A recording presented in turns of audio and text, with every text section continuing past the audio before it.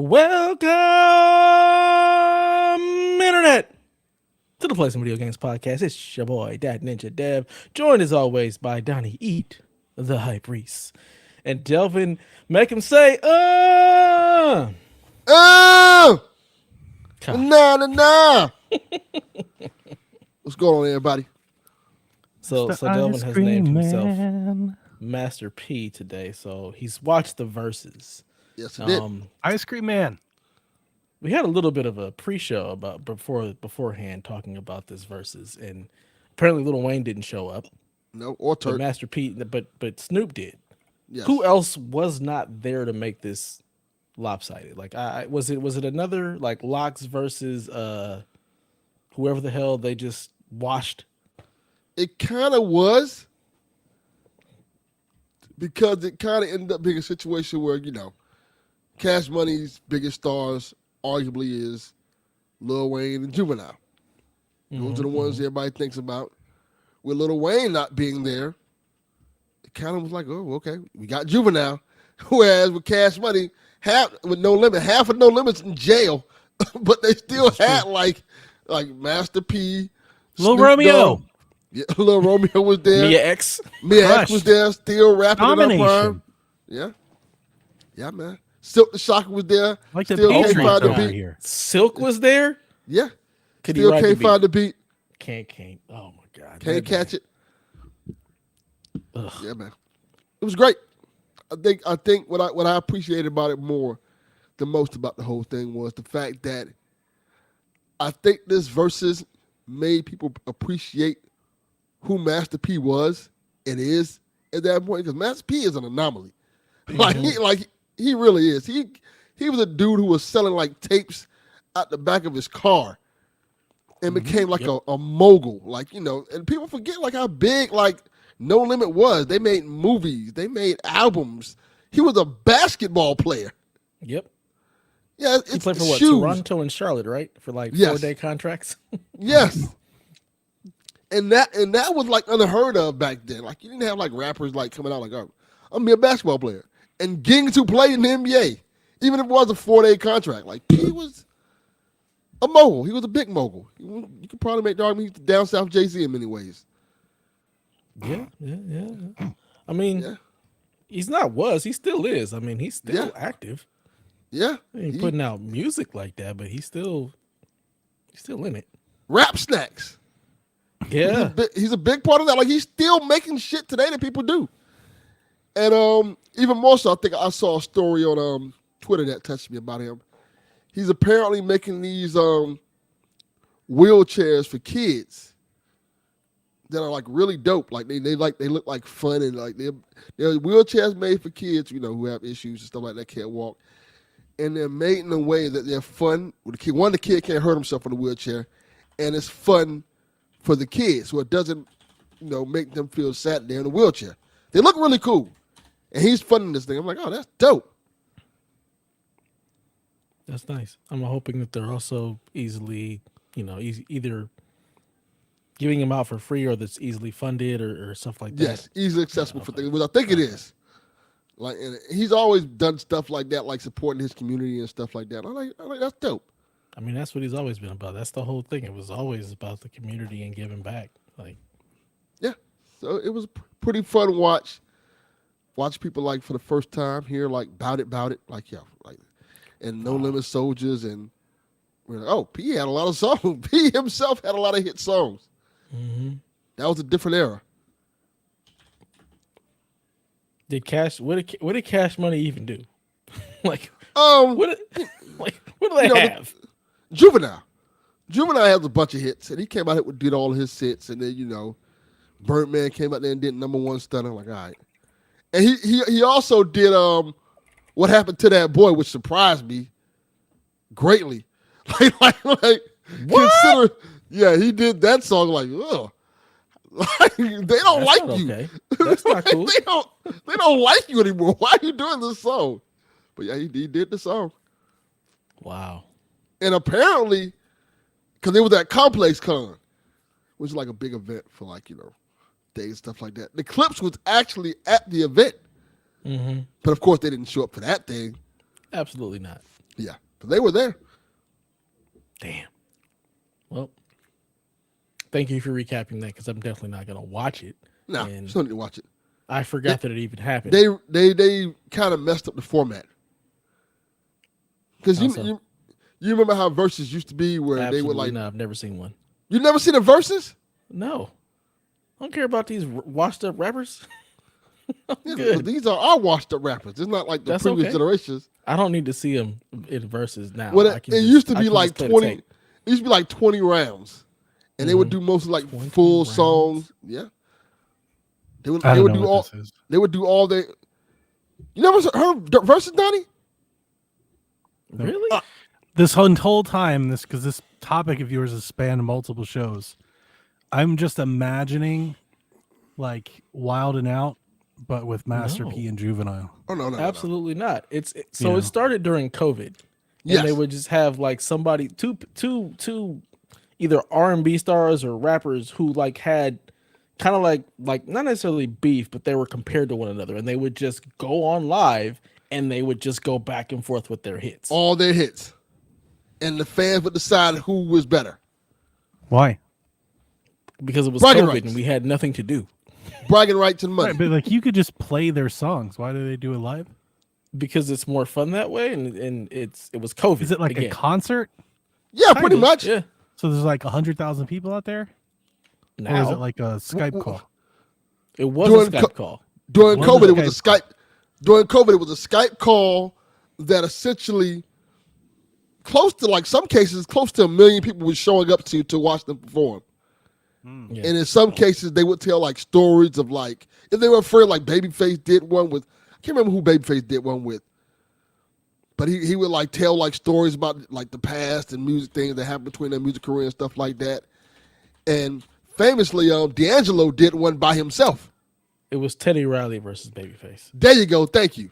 And they was like passing on great stories and stuff like that from the past. D'Angelo did one by himself because he's D'Angelo. Rest And in people- peace.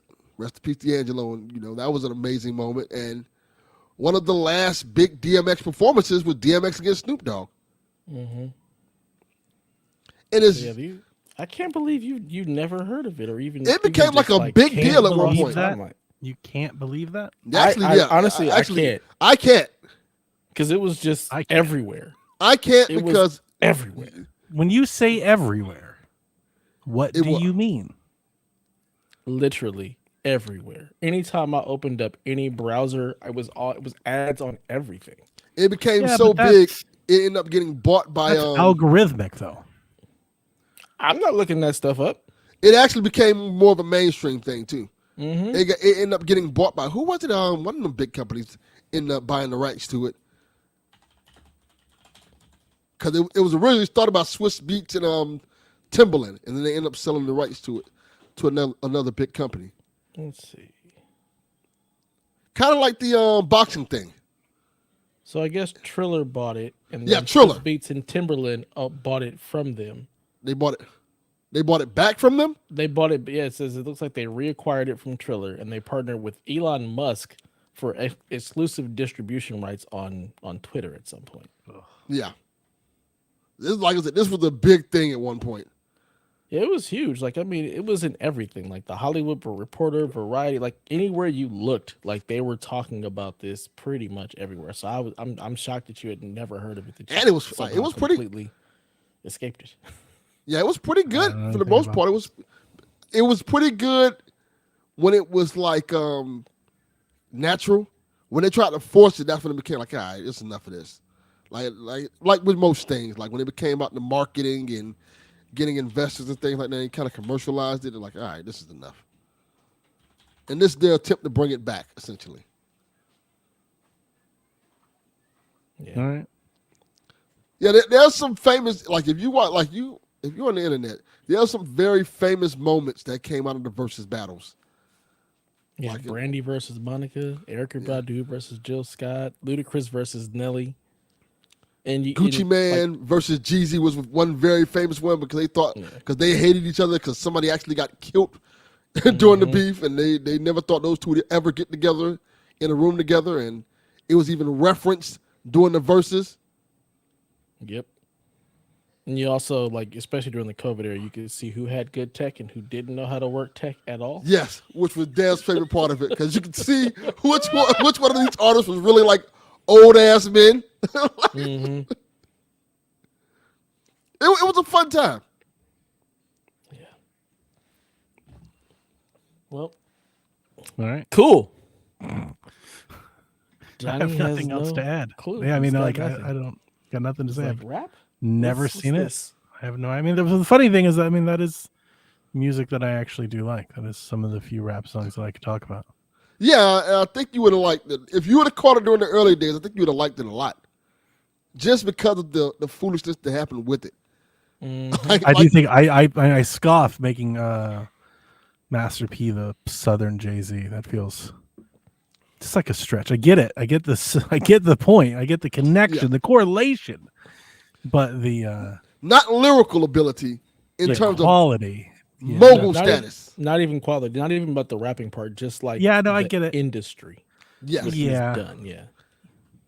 and who he's brought on. Yeah, but I wouldn't be pulling in the 4-day contracts about that. Those are marketing things, man. He did the same thing with wrestling and AEW and anybody else that would like give him an opportunity. Well, Jay-Z kind of did the same thing. He did have those ugly ass shoes, among other my things. God, them Reeboks were terrible. Yeah, The Jay-Z S. Dot did- Carters. He Oh, had a couple of those things like that in But yeah, Jay-Z's no, prime. the worst. I like that trashy boom pap, as my kids would say.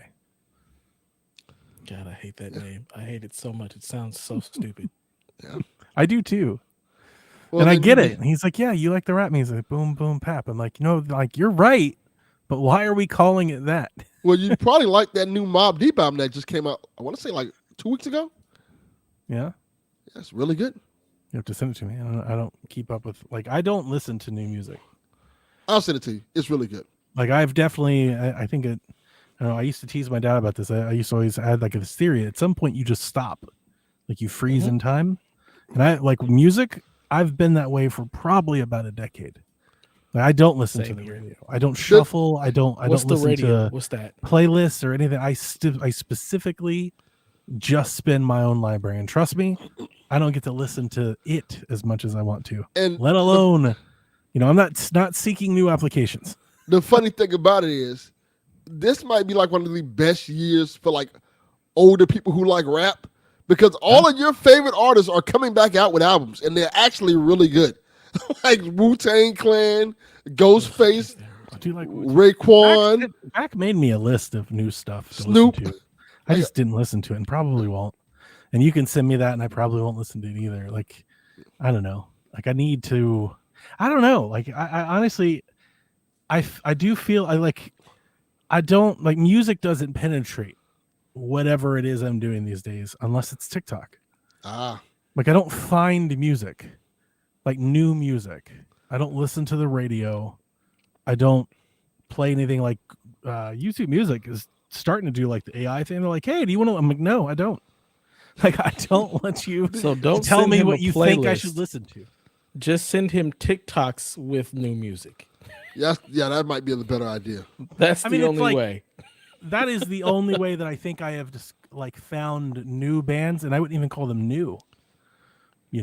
It's usually just like really small indie DIY stuff. I like that stuff too. I don't want. I'm me with music is like no new friends. I'm good. I don't want to hear Kinda, no new yeah, it artists. is I'm, like that. I'm straight. I'm good. No, thank you. I like artists that sound like the artists from my day. Like 80s, 90s artists. And there's a lot of artists doing that kind of style now again. I'm like, okay, I dig this. And my son points them out to me like, hey, you should check this out because you probably like this. I like the artists of my day that still sound like of my day. I don't need also new like them artists too. that sound like my day. I'm good. I've been listening to a band called they're called like the Main Squeeze, the Big Squeeze, something like that. You guys know them? No, but Hell I'm no. going to look them up right now. It's like a funk band. Oh, now, Do you now know? you're talking. Hang on, let me go find the song I like.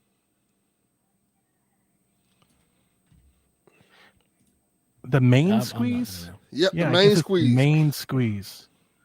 You have it in front of you right now, Delvin?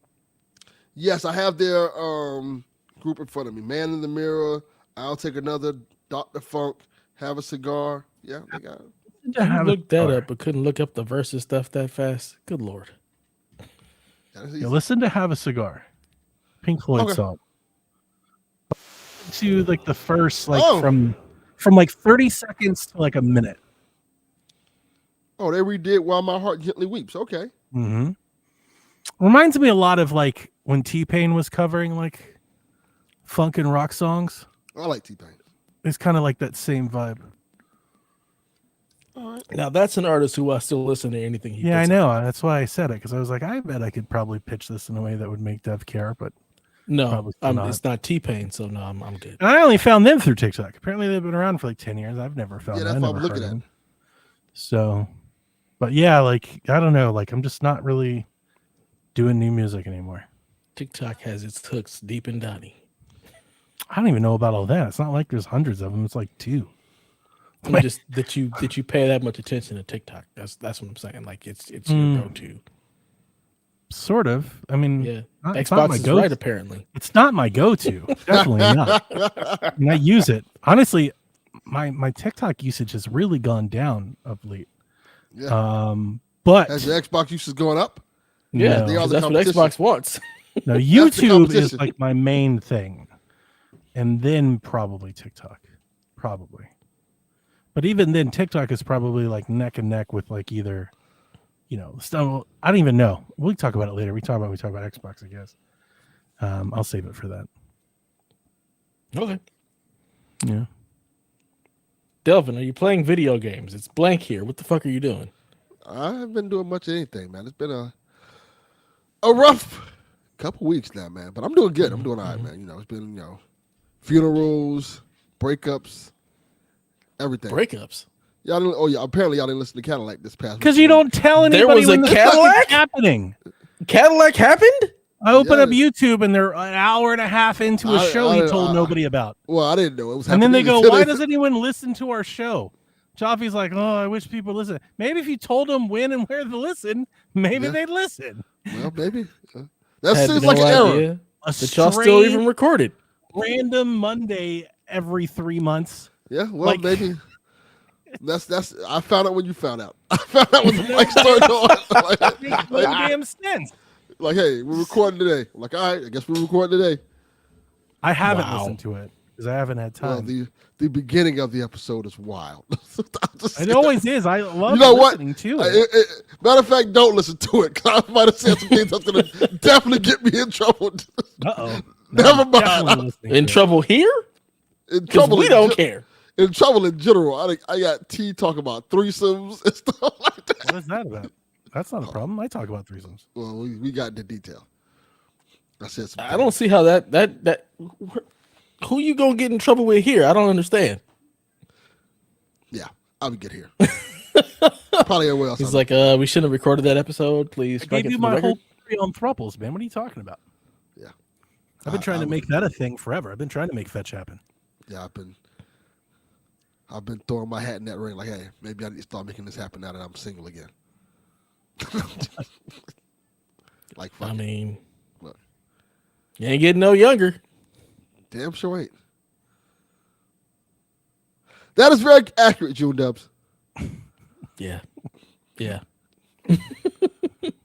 What are you doing today? Podcast? We are? Yep. All right. I guess we're starting. Okay. When we're starting? Like 30 minutes? Like, all right. I guess we're starting. Now, start why do you the think I'm calling?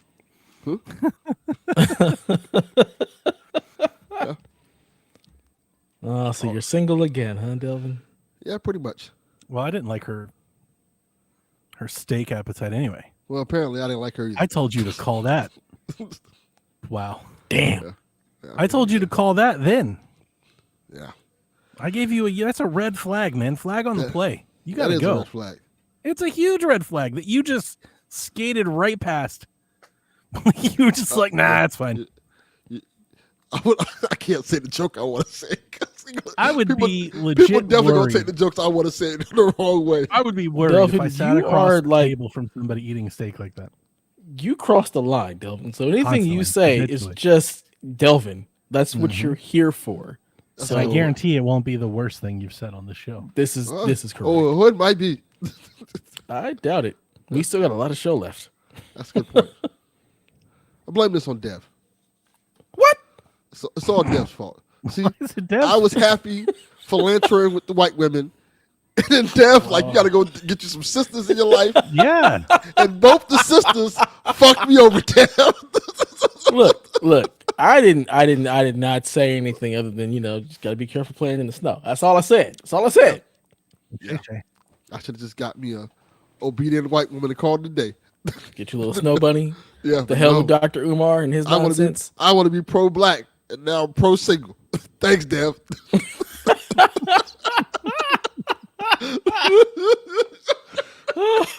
I love that it's my fault. Just weren't strong enough. Though. Yeah, that's what it is. Damn. Oh, well. Behind every black man, there should be an obedient white woman. Oh, my God. Okay. I hope no women listen to this show. Again, if they listen to this show, nothing you say surprises anyone. See, Jude, It's par for the course. Asian might be the way to go. You know what? Hey. There's a whole lot of overlap between the black and Asian communities. All right, Wu-Tang. There's a reason. All right. Yeah. What am I doing? I'm playing Ghost of Yotei. Y'all already y'all know there's a correlation there. All right. Yeah. Blasian. Dev's living out his Asian fantasies as we speak. Cultural Like, you know appropriation. That's what he's referring to. I agree. Yes. That's what it is. You know what? You see how they dress? I'm just saying. Yeah. I mean, I get it. It is cool. It is kind of offensive I mean, that if we you're going to appropriate something, take Asian culture and white people take our culture. We're like, hey, you can't do that. We want to be ninjas. We sure do. We really do. We just we wearing dragons on our shirts and shit. Watching anime. You listen to the English dub? What a poser. For real. Nonsense. English? Do better, son. Goku is black. Let's just... Yeah. See, just stealing all their culture. It goes both ways. It goes both ways. To be fair, I've seen some of you K-pop motherfuckers. Y'all think y'all slick. That fake ass rap. Yep. I'm listening to the word like, what that mean? Hold on, what's going on here? That sounds a little bit too close to the N-word. Hold on now. They be having dreads and perms. Yeah. Wearing dunks. Yeah. They are definitely, like, again, it's a cultural appropriation that is appreciated on both ends. We just share, all right? Just sharing ideas and trading off ideas and bonds. You just got to bring something to the table. It's like Thanksgiving dinner. Mm-hmm. What are you appropriating? Yep. Here, we're claiming Piccolo, as June Dubs just said.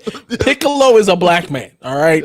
There's no ends about it. Like, he is a black man. He's also raising someone else's son. It all works out. It all works out. I agree. Celebrate our differences. I know exactly what song you're singing, and we definitely can't say that on this show. Not even a little bit.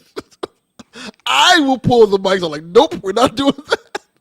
Lord have mercy. If Delvin's pulling the mic, you know it's bad. Somebody said that to me, I want to say like about 6 months ago now. And I laughed so hard, I said, I cannot send this to anybody else ever again. We got to burn this tape. You can't know that like I've the gold seen coin this. tapes. Burned. Yeah. Doesn't exist. Not real. Yeah.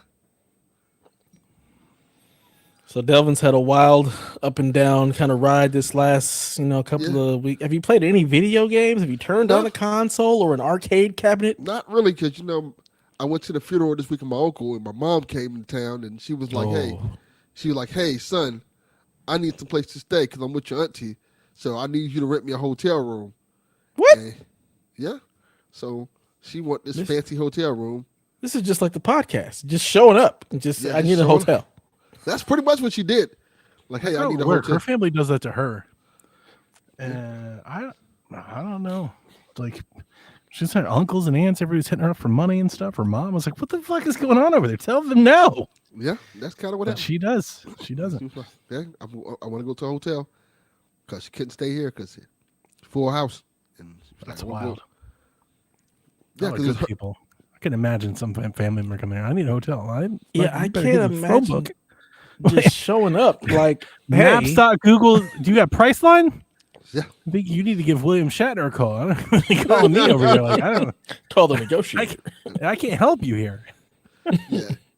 And then she found this picture of me when I was a kid, looking like a whole white man, the white baby. Because apparently I was very. You need to share that with everyone. We all need to see this. Wow. As much as you call me white, I need to see this. You won't I bring need this ammunition here. gold coin, but you single-handedly, willingly submitted this into exhibit. It happened. I can't. It was a mistake on your part, Delvin. You should not have done that. I need this. Right, we're about to find out. Delvin, man, we're about to...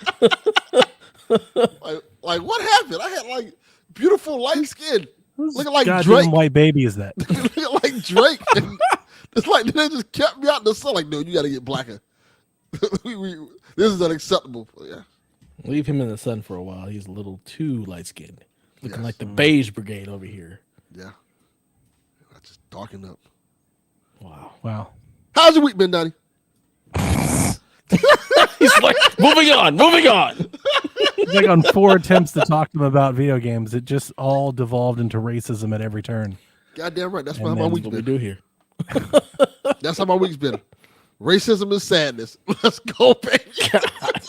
It's a new ballad. That's America. A new hit. Yeah. I'm not doing anything. It's gonna be a great show. I'm not doing anything I haven't already talked about. What am I going to do? Tell you that I like Pokemon again? I like Pokemon. It's a great game. You know? When Oh, I get Dev, to I play it. don't know. This Scottie Pippen game you want to purchase? I don't think it was last week, right? I played Outlaws and like it.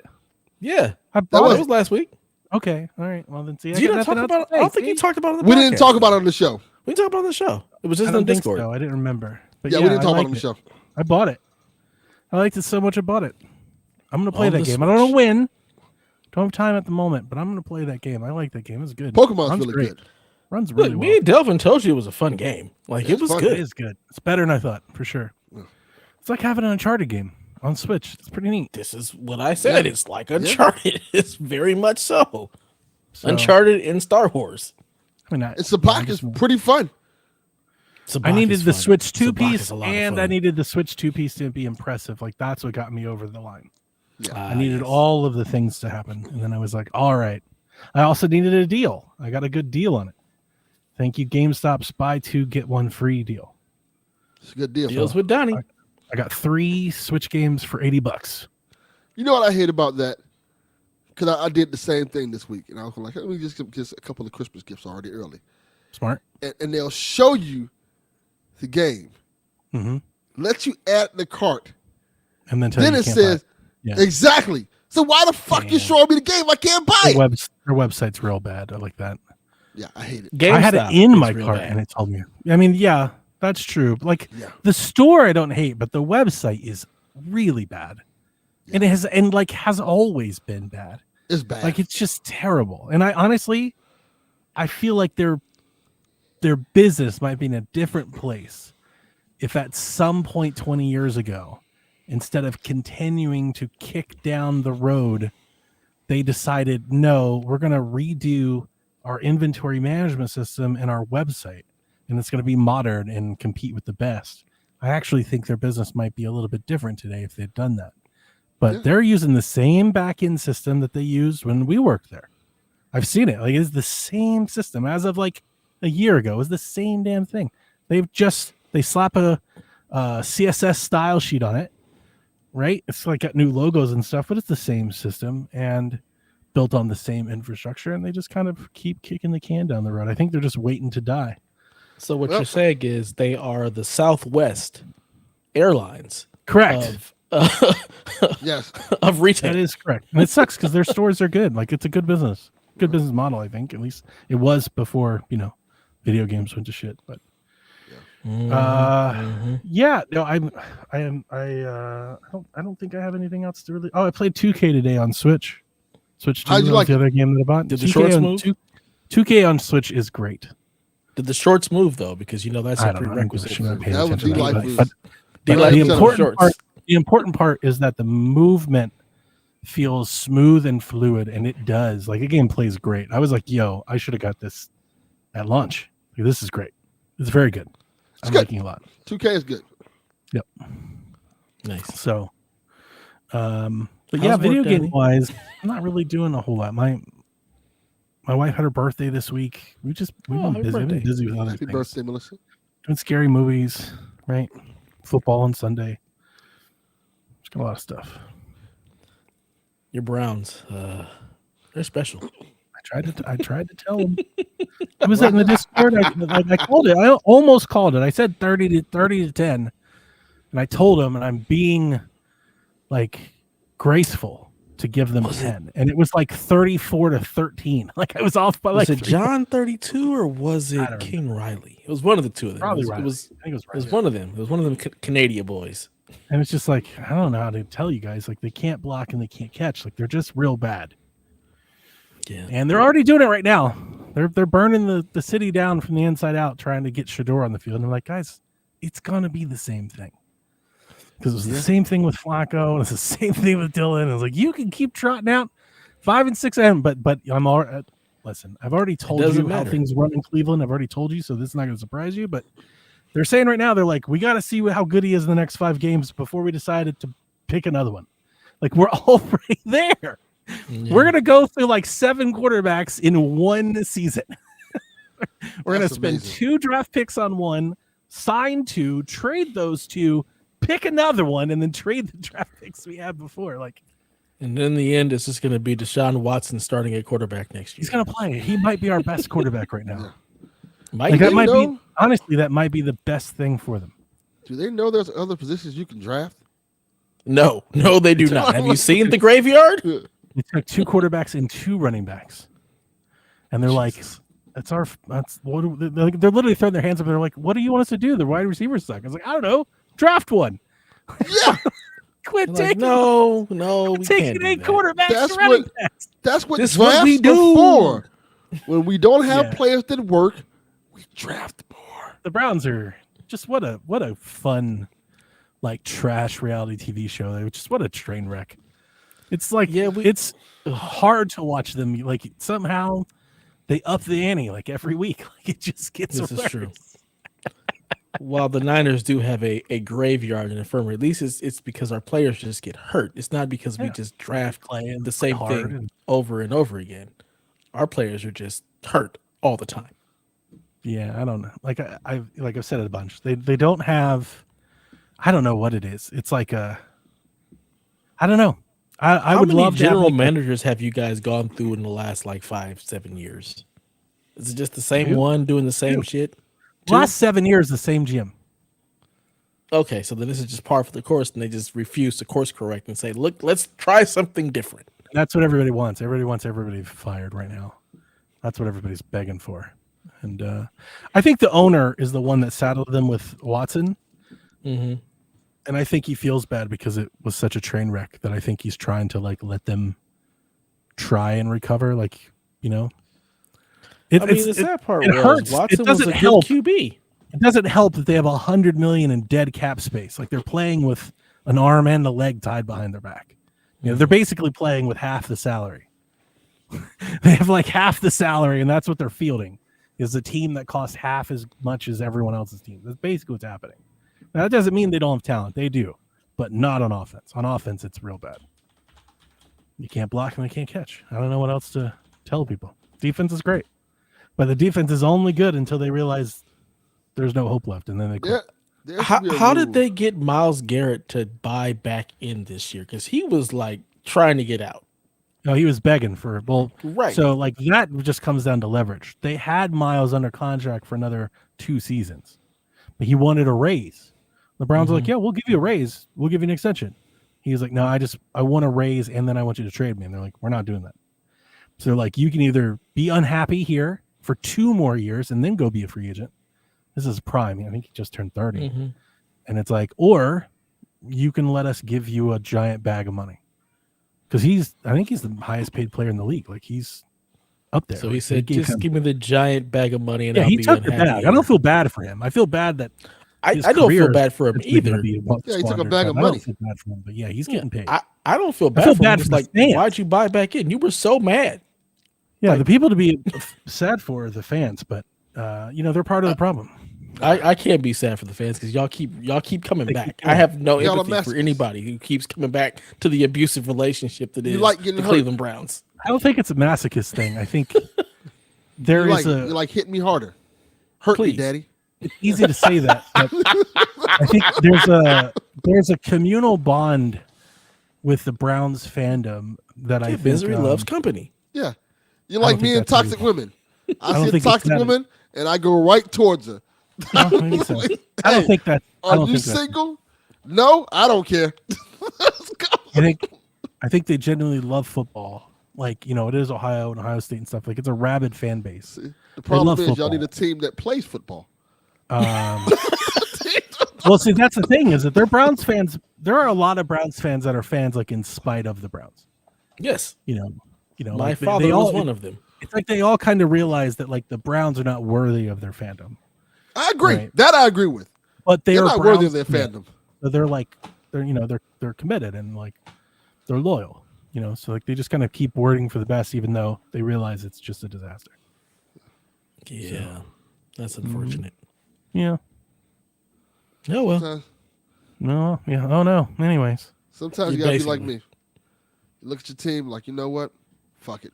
I don't watch football anymore. Just like, The funny thing is, I think this year I'm watching the Browns way more than I have in years past, well, that's good. At least you get Mm-hmm. some enjoyment from it. and not just the Browns. Like I have generally Just watching returned. football. more. I'm watching the NFL a lot more than I think I ever have. I think all the shit that's gone on with college for the last, half decade has really turned me off from the game. Yeah. Oh, Like I really yeah. just don't. It's not the college football I grew up with. It's all kinds of nonsense and crazy, and it's constant. It doesn't seem like it's going to stop. It may even get worse. They're talking about allowing players and coaches to bet now, and What? bringing betting. Like it's just a sleaze fest. Like I really just don't like it, and I hate saying that because I love college football, but like I just don't like where it's going to be. If all we're going to do is talk about how much the players get paid and all that, then I'll watch the pros. Right. Like that's What's the point? I like let's watch. At least they have a salary cap and it's fair, and everyone plays by the same rules. It's not Yeah. that way in college. In college, Brian Kelly just got Pay to fired. win.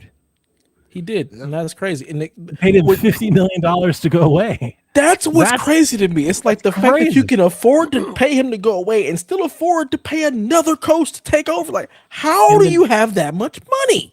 That's college football. That's how the revenue is, and that's why everything's out of whack and Pay nonsensical. me to go away. Yeah, I mean, they do that all the time. Did it happen to the Penn State coach too? yep. That's because they get in these bidding wars with the other colleges, the other boosters, and to get the coach they want at the time, they got to give him a 10-year guaranteed deal, or he won't go. They need to stop doing that, right? 10 years. I wish somebody would pay me $54 million to just go away. Pay me $54,000 to go away. $54 to go away. Yeah. I'm an expert at going away. It's my Jesus. favorite thing to do, is to Yeah. go away. All these college coaches getting the Mike Brown deal. Go away. We'll keep paying you. Go coach somewhere. Yeah, Mike else. Brown's just getting checks. That dude's got like 9 checks first of the month, man. He's just half the league's paying him. I respect it. My man's a bag getter. Basically. Goes to a team, fucks it up. He's and like, definitely all not a bucket getter. Huh? His fucking teams suck. right. Hey. He gets the job done. Does he? He's never got the job done. I don't That's know never that he happened. gets the job done. See, you're thinking about the He wrong gets job. the You're thinking job. about a winning This is team. correct. This is You're correct. thinking about getting another bag. Oh well. Then, How okay. can I fuck this up just enough so they can stay out I the used to like Mike Brown, and generally I do. I think he's a good basketball coach, but like his teams are pretty evident. Like he teaches a lot of defense, terrible on offense, and his defensive philosophy never covers the corner three. It's been like the Achilles heel to every one of his teams as long as I've ever watched. He has a winning record in most places. He just Yeah, doesn't he's not a do bad anything in coach. the playoffs. He's not a bad The coach. playoffs coming, and he just can't quite. He's not a good coach. He doesn't beat better coaches. He's a coach, just a coach. Like put him on the Yeah. field. He's like the Andy Dalton coaches. Yeah. That's good. Just- That's good. He just gets it done. He's there. It happens. It's nothing great. It's nothing It's never bad. the worst. It's just there, you know. Mm-hmm. He's the substitute teacher of coaches. Correct. Yeah. Yeah. You don't have a coach? You need Call Mike a holdover period. Yeah. Bring in Mike Brown. You didn't get the guy you wanted this offseason? Let's give Mike a call. Give him a call. He'll do this shit for a year Yeah. so we can get the guy we really want. Yeah, we'll pay him a little bit. He'll go away. We'll keep paying him, man, like every other team in the league. But Madness. I respect it. Get your bag, Mike Brown. Yeah. Get your bags, multiples. God. How's your week been, Dev? My week has been. I'm tired as all hell. I don't think that's any different than any other week, but work has been work. It's just a lot going on. I have been spending a good amount of time just playing Yote because I need that in my life right now. I need that kind of escape. So I think I'm 60 hours into Yote and finally got to chapter 2. I had no idea there was a chapter 2. I was shocked when that happened. Yeah, I can imagine. Yeah. You're like, oh, I actually have to kill people to get further in this game? There's a chapter 2? I've played for 60 hours and there's still like that much more? So, yeah, I think I've only killed 3 of the Yote 6. There was a really good plot twist. I came across the stuff with a little tribute to Jin, which is awesome. What they do for him is really cool. It is. Again, I know you don't like Jin's character, but what he means to the game and what it means for what's happening is great. It's a really, really good tribute. He's a legend in that world. Yeah. I mean, you got to realize, you may not like him, but he did defend the entire Tsushima against the Mongols, basically. So, like, there's some legendary status. So, what they did for him is great, which makes me just want to go back and play Tsushima again after I'm done with Yote. But I am having a fucking blast. I now have all the weapons. And the cool thing about this one, where you had all the stances, like I almost never cared about. There's 3 chapters? Jesus Christ. Yeah. Didn't expect that. You said they're faster. Yeah. I mean, they could be. Probably not the way I play. Be in this game for 150 hours. Play this game like I played Breath of the Wild. It's nice hearing you happy about a video game. It's been like nice hearing you happy in general. Yeah. And sometimes you come in here miserable as fuck.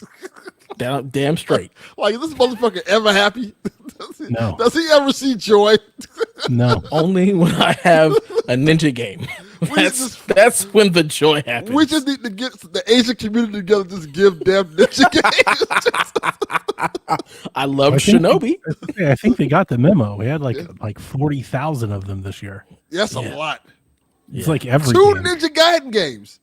Yeah, I loved Assassin's Creed. I had a really good time with that. I love Shinobi. I'm happy. I'm good. Yeah. This is the year of dreams for me. Yeah, clearly. But yeah, like I was saying with the stances, like I never changed stances, but the fact that instead of stances they changed it to multiple different weapons, I absolutely love that, because there's this cat and mouse game, this like a rock paper scissors game with the weapons that make it so it doesn't feel repetitive at all. Like you're constantly switching weapons. Every area has a different type of fighter. Like you have certain fighters that have certain weapons, certain different skills, and it does change. So it actually makes it a lot more fun to just pick up all these weapons and cycle through. And I finally got the pistol, and that's cheating. Like it's literally like the Indiana Jones fight where he's got the gun and they got the whip. You just walk up and just blast somebody. They're just dead. Oh, yeah. It's hilarious. It is hilarious. You just walk in and just shoot somebody and then run over to somebody else and slice off their head. And then your wolf comes out of nowhere. It's just so it's just a regular pistol? It's just like a little little pistol. Yeah. So you have like the long gun, and then you have just like a handgun. And the handgun, because it fires so fast too, it's cheating. That almost seems unfair in that universe. It is completely unfair. Yeah, it definitely felt like I was cheating when I got that last night. So I was like, oh, this is just like a quick fire, just like one shot. It's just murdering people. Oh, this is not fair at all. So I feel even more overpowered. I It's imagine if you were Jin, he would like whine for like 30 minutes about oh yeah, he losing would his honor he would be like, this for is shooting someone with a gun. this is blasphemy. Never mind You're chopping up a you're motherfucker's using a head. gun. Beneath- Then beneath again, my teachings. then again, after he becomes the shinobi, he might not care. He might be like, you know what, fuck it, I'm down. Let's go. Because that's really what happens. He just becomes the ninja. He's like, well, this honor stuff is for the birds. That's Just- the only thing he was about. Just murder them however you have to. They're the bad guys. Kill them. Just cutting off a guy's head. What honor? Just fuck it. Just kill him. Yeah, basically. Who gives a fuck? At this point. So yeah, I've got all my loadouts. I got my drip looking real nice. So I'm looking good because if you look good, you kill good. And if you kill good, they pay good. So it's all good. I'm having a great time. It's a blast. I'll be playing this game for as long as I possibly can. And then I'll play Ghost of Tsushima afterwards to just continue the ninja thing. I may finish Shinobi before, but I'm very, very happy. So yeah, good times. So guess we can get into all the Xbox news because this is an Xbox show for all of you Xbox.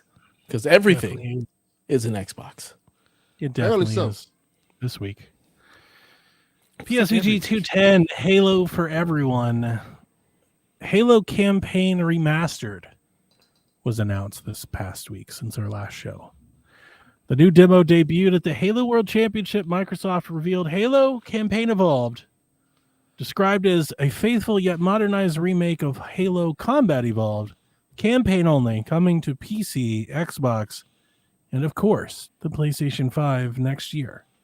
Now, Xbox claims it's rebuilt from the ground up on UE5 and will include high definition visuals, refined controls, 2-player split screen co-op on console, 4-player online co-op online, and it will have 3 new missions and an expanded arsenal of weapons. So they're even adding to the original game. Halo's community manager Brian Gerard appeared on the announcement stream wearing a PlayStation shirt. Says, I know the Halo community is super excited to welcome their friends. He knows that. He knows the Halo I don't think community he's is ever talked to the Halo super community. excited to welcome in PlayStation players. no, they're not. They're like, fuck them niggas. Has he talked to these people? What Halo community has he talked to? I've He seen said it. I've It's just seen it. going to mean more Halo for everyone, Does it? which is kind of a tagline right now that they're running with. And he said, this really is a new era. Importantly, Halo is on PlayStation going forward, starting with Halo Campaign Evolved. Bro. They ain't making no more Halos. Halo Infinite was the last Halo. This is just the remake of this. Yeah, this They ain't is- doing no more Halos. This is why I use the Paris screenshot of no, Xbox is not going third party. No. It's like, and I don't know any other way to tell you. Somebody should have asked, does this mean Uncharted's coming to Xbox? No, it definitely doesn't. Well, yes, because it'll be on Steam, and if it's on Steam, it's on Xbox. So we got more stuff to talk about, but the other stuff to talk about is what we've talked about for 3 years, the Xbox business. So let's just put a plug in this for a minute. Let's just talk about Halo. Did you guys seen this? Did you watch the trailer? Do you care? I don't give a fuck about this no more. Xbox is over. When I saw it, I posted it everywhere in our Discord because I found this shit to be hilarious, and I was hoping I'd piss off the Xbox. But we knew this was happening.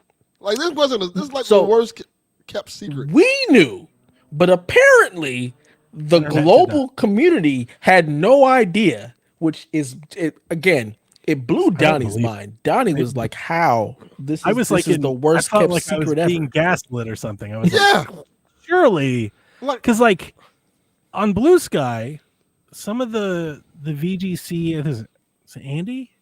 I don't remember his name. The guy that writes for VGC.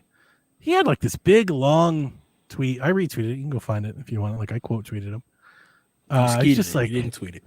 whatever that's called. He was just like, Just my wife hates it when I want to Skeet, like when I want to share a TikTok like with my followers. I tell her to retweet the TikTok. She's like, that's not what I'm like. Listen, that's what it's called. All right, everybody, that's what it's called. It's not even called Twitter anymore. So how's it a We retweet? collectively just move beyond. That's what that icon means. Like, but anyway, he was just like, I know we've talked about it, and I know they had Forza, but I still can't believe this. I'm like, where the fuck have They you all just been? had Gears this year. Right. A couple months ago. Yeah, I was shocked. We had folks in our Discord, we had folks online, and I was shocked because it's like our podcast, like half of our podcast for 3 years, I feel like has just been me screaming this. Yeah. When they said only 4 games, Donnie was like, yeah, you're gonna find out that these 4 games makes more money and start putting all the games there. Like that was clearly I'll never case. forget that day, because that day I don't think I've ever felt. There are a few times in our history of doing this where I feel like I'm really on the outs and like in a marginalized, like take, like a real hot take that puts me out there on an island. Honestly, the first one was Mario Odyssey, which in hindsight doesn't seem all that bad. No. Like I took a lot of heat for Odyssey, but I was just like, it's very good, but not amazing. Like that was like, it wasn't even a hot take. I was like, I really like it. It's great, but not a 10. Right? That was like the only opinion. Yeah.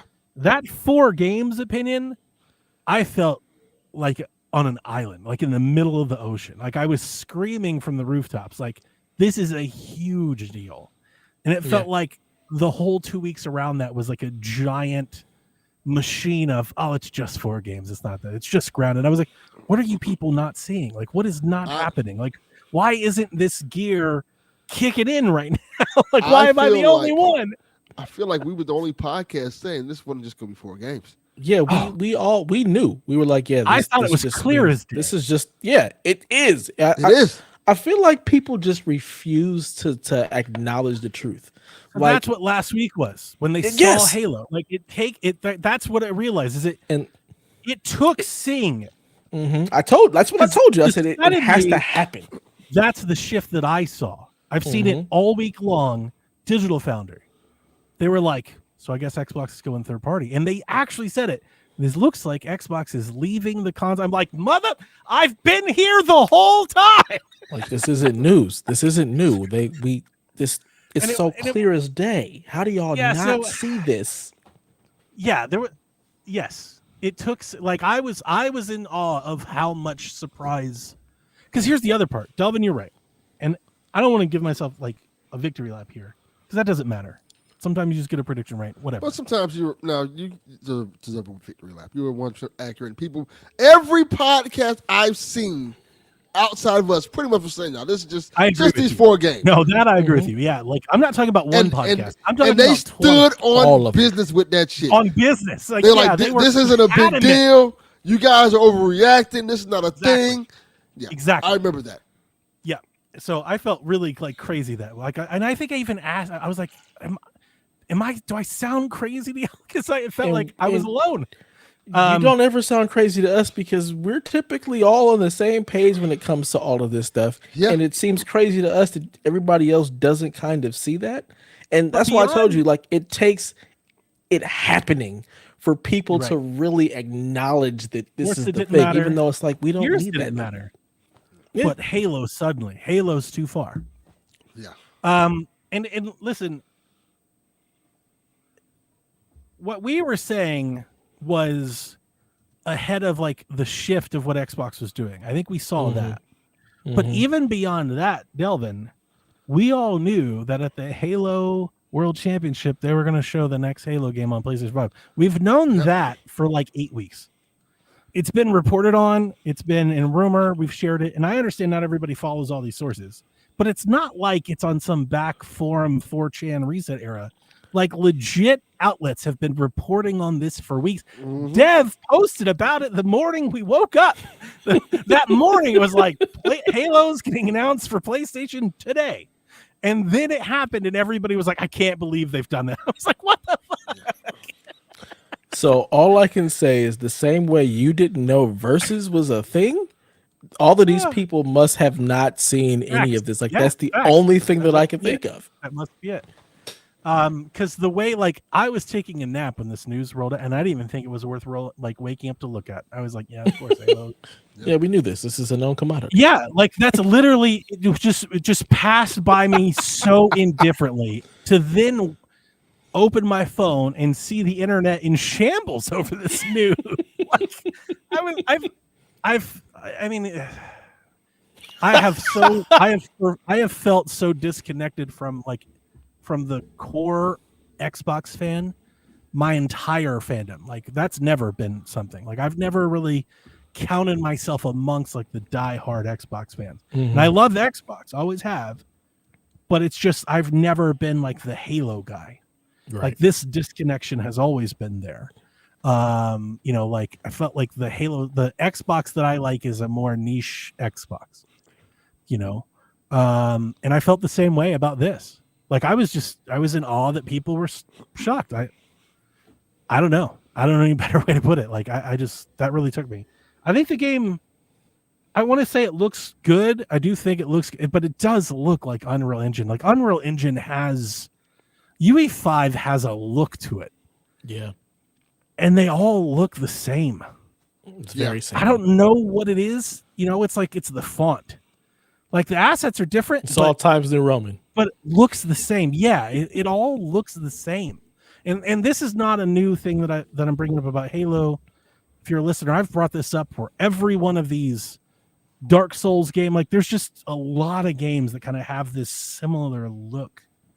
And I never thought that I would have cared about this. Like when everybody started moving to UE5, I was like, this should be great. It should get more optimized, more shared assets, more shared development. Games should be better. Like I really thought that was a good improvement, but now here we are on the cusp of a new console generation, 5 years into this. And I'm like, man, I feel like I miss other engines being used because like the UE stuff just has a samey vibe. Yeah. Everybody's making the same look, the same kind of game, it definitely. Yeah, like and even stylistically they're different, but you can tell. Yeah. That they're similar. Like if you were to tell me that this new Halo game was Forspoken, I'd be like, yeah. See, yeah, it is that. It's like there's a bunch of these games and they all kind of they don't blend together. They're different, I know, but they just look similar. It's almost like everything's being made in dreams or something. It's like they're all, fishing out of the same pot and it's a little samey. I guess if you walk outside, everything kind of looks the same, right? I mean, I'm not a person to ask about what I think about Halo. I mean, I think this looks like Halo. The same Halo campaign that they've remastered and reported and remastered and remastered. This is their last Halo for the third time. It's so much of this. Like how much? I think on Board of Video Games, Josh said something like, they've evolved Halo. Like Halo was evolved like 8 times, or like it just keeps evolving. Like the evolution of Halo is just combat evolved over and over again. So like campaign evolved. Just like I felt about the Gears thing, I feel the same way about this. At least E-Day looks cool. Like that looks like no, not that. I meant Gears, like the remaster. Oh, yeah. Like I didn't play that and wasn't interested because I just recently played Gears and I've played that up. I don't know, 100 times, not 100 times. I've probably beat Gears 10 times. It's like, I don't want to buy that and play that again. I am the same way with Halo. If I wanted to play Halo, I'm perfectly happy to boot up the Halo Master Chief Collection and play Halo. It plays and looks great there. Yeah. I've never been like, if only this looked better. Like, honestly, I really could care less about the visuals in a Halo game, to be honest with you. I thought Craig was almost being unnoticeable. Like because if it feels like the same way that it felt before, the visuals almost don't even matter because you're not even going to notice them because it's going to be like, this is what it looked like. This is what I remember. Because you're so used to playing modern games that look like this, the visual up-res, you're only going to notice if you put it with the side by side of what it looked like before. Yeah. That's the only way you really even tell the difference. Because it's still Halo. It still looks and moves like an old game. I guess they've also added a sprint. The movement, I actually thought. Now, obviously, I wasn't playing it, so I can't say what it feels. But like in watching the trailer, I was like, that feels a little stiff for a Halo game. Like the way it looked like it was moving, I didn't get the vibe that it looked like it felt like Halo, and I was wondering, from hands-on. But again, I'm not the Halo guy, so I don't know if my opinion in that arena matters. To me, it looked like Halo, like the stiff kind of floaty movement. Like that's what it looked like to me. But how's Sean taking this news? Is he okay? I don't think Sean cares about games coming to PlayStation. I'm just curious because I know he's a big Halo guy, so I'm like, and he hates PlayStation because apparently it doesn't work well for him. I think Sean doesn't care about the game's exclusivity as much as he cares about. Sean really likes his Xbox. Yes, he just likes the Xbox. He likes the system. He likes the navigation. He likes the control. He just likes it, and I think he thinks it's good. I think he thinks it's better, and I think he wishes other people saw that. And in some cases, he and I share a lot of agreement there. I think the Series X is a pretty, like, it has a very elegant utilitarian design. Like, it does a lot in what it's packing into like a smaller footprint. Is pretty awesome. I also think like hardware innovations, like me and Sean, we wax poetic about like consoles used to come with HDMI imports. You could plug other shit into it. Like they did. Yeah, the Xbox One did that. One did. Yeah, not but they. A decade of them did. So the One did, the One S did, the One X did, right? So the Xbox came with the HDMI import, not consoles. Awesome, but it's still a really awesome thing to have. It's a really cool, cheap addition that was just there that we just gave up on. The other one would be like the Xbox, again with the One and the Kinect, like the picture-in-picture, like the snap that, the ability to snap things into different corners of the windows. That's kind of like all the rage right now with like video content, like Amazon and YouTube TV, and like that's all they're trying to do is picture-in-picture and multi-screen. Like Xbox was doing that 10 years ago and nobody wanted it. Because it's just a PC. Yeah, I did. I thought it was cool. I think the reality with that is people just want a console to play video games. Like that's the 90%. 100%. The 14% use that thing. In defense of Sean, I don't think Sean, because here's what I'll tell you. On Sweet Hanks, we waxed poetic about Xbox over the years because he and I both love Xbox. And I think if I give him credit, I think it was a year or two ago, I think Sean was like, I don't care. Like, I think he was like, just make everything a 1-year exclusive and then it goes to everything else. I don't think, because I think with Sean, he's at his core, it's really PC. I don't think he cares if other consoles get the games. I really don't. Yeah, he's definitely. I'm surprised he hasn't just leaned all the way into PC because that's where he came from. And Xbox, all Xbox was them trying to port the PC DirectX engine into the console space to be in the living room. Yep. And Sadia talked about that. We talked about that here in a minute, but yeah. So I don't think he cares about this. I think the common ground is that he and I both realize that to have a proliferating console market, the the model for that to be successful requires a steady stream of good exclusives. Yeah. And that is where we both agree. Like, I don't think he cares that PlayStation folks can play Halo, but I do think he wishes Xbox did a lot more for their console. And that's more or less what I was asking about. How is Sean taking this? Because it again is just like the slow death. Oh, it's over. Like, it's been over for some time. It's done. Yeah. Like, I don't know how to tell you. Like, yeah, they're going to have a PC. Maybe they're going to try to call it a console, whatever. But if you're putting Halo on everything else, then you're not. Yeah, if you're putting Halo on everything else and you're putting Steam on your Xbox, what's the point? Yeah. What's the point? They're exiting the console market. And that doesn't mean that they don't have any other product for you to buy. They will, but they're not a platform provider. And they're not in that role anymore. And that role's different. It comes with different expectations. They're leaving that role. They're like, nah, son, we're going to make money off of everything we sell. Yeah. What's crazy is that you're going to have people whose first experience of Halo is going to be on PlayStation. And that's just funny to me. So here's where maybe instead of me trying to act like I know what's going to happen, here's where I'd like to say I don't. I really don't know what's about to happen, but I'm curious. As a person who's not into Halo, I'm curious how this goes. Because we saw what happened with Gears. Mm-hmm. Gears Remaster came out, basically just kind of came and went. It did not seem like completely did much anything. What's the chances that happens at Halo? 75 to 80%. I think that I was going to say the same happens. thing. I'm starting to feel like all the people who want to play at least this Halo have already played it. Like there's other places you can play it. Like even PlayStation fans, they really want to play Halo. They could have found ways to play Halo. Because I would have thought Gears would have been huge. I think a new Gears probably would be bigger.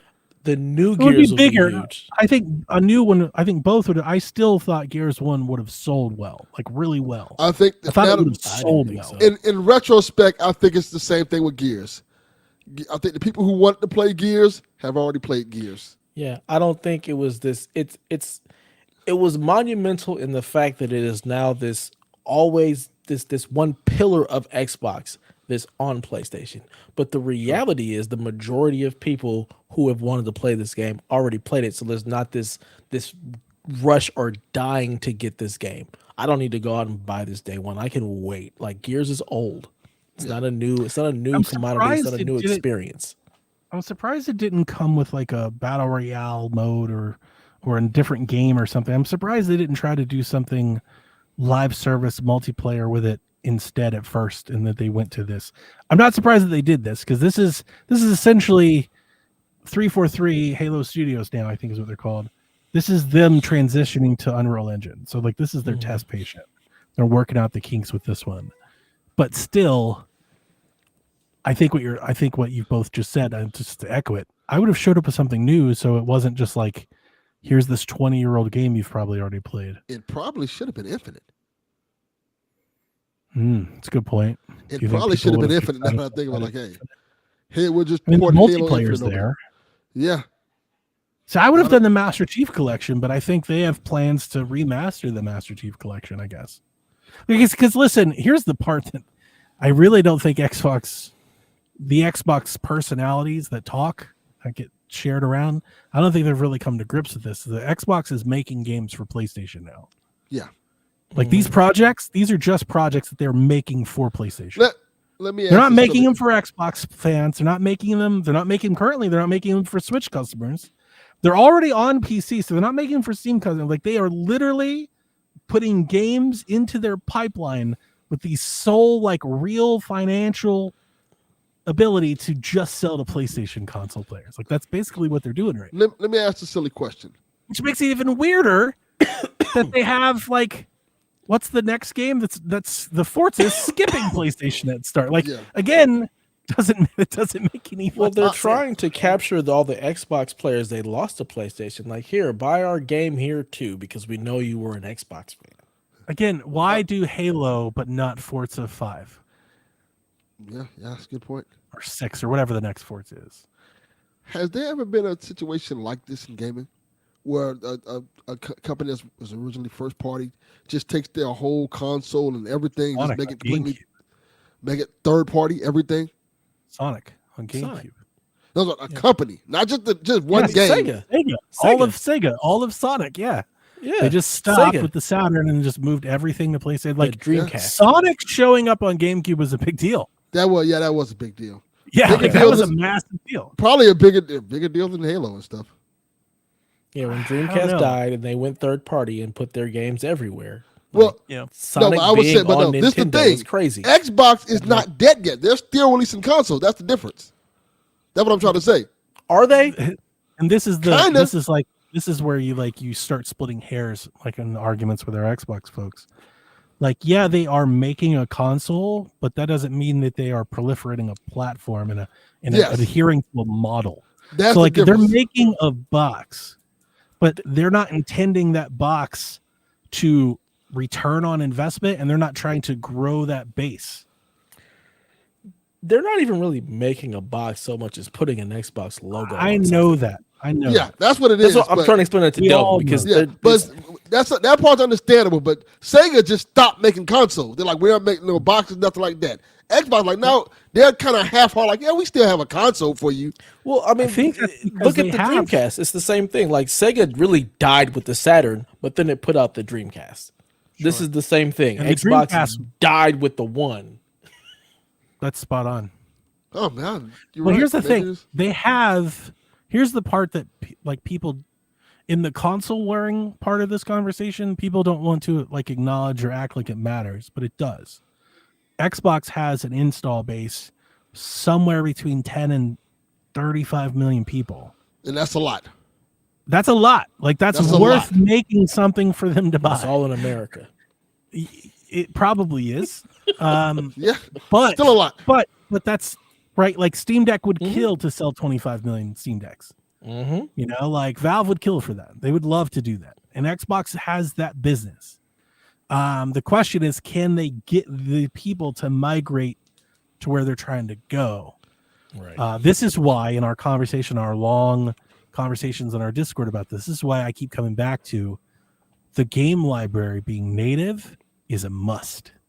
I don't think this works without it. It works, but you're going to lose. I think you're going to lose a lot of whatever you have if your games don't work on whatever this next thing is. Like your games need to work. Yeah. Like not, I won't say all because I don't think it's going to be all, but here's what I will tell you. Xbox needs to do the work to make back compat possible on the next Xbox. And then they need to make all of the games that they own compatible. And then allow third parties to opt in or opt out. They can't control third parties. But their own games, if they don't work, I think that's a deal breaker for a lot of people. I think that's a collateral damage that I don't think they care about. They should. Yeah.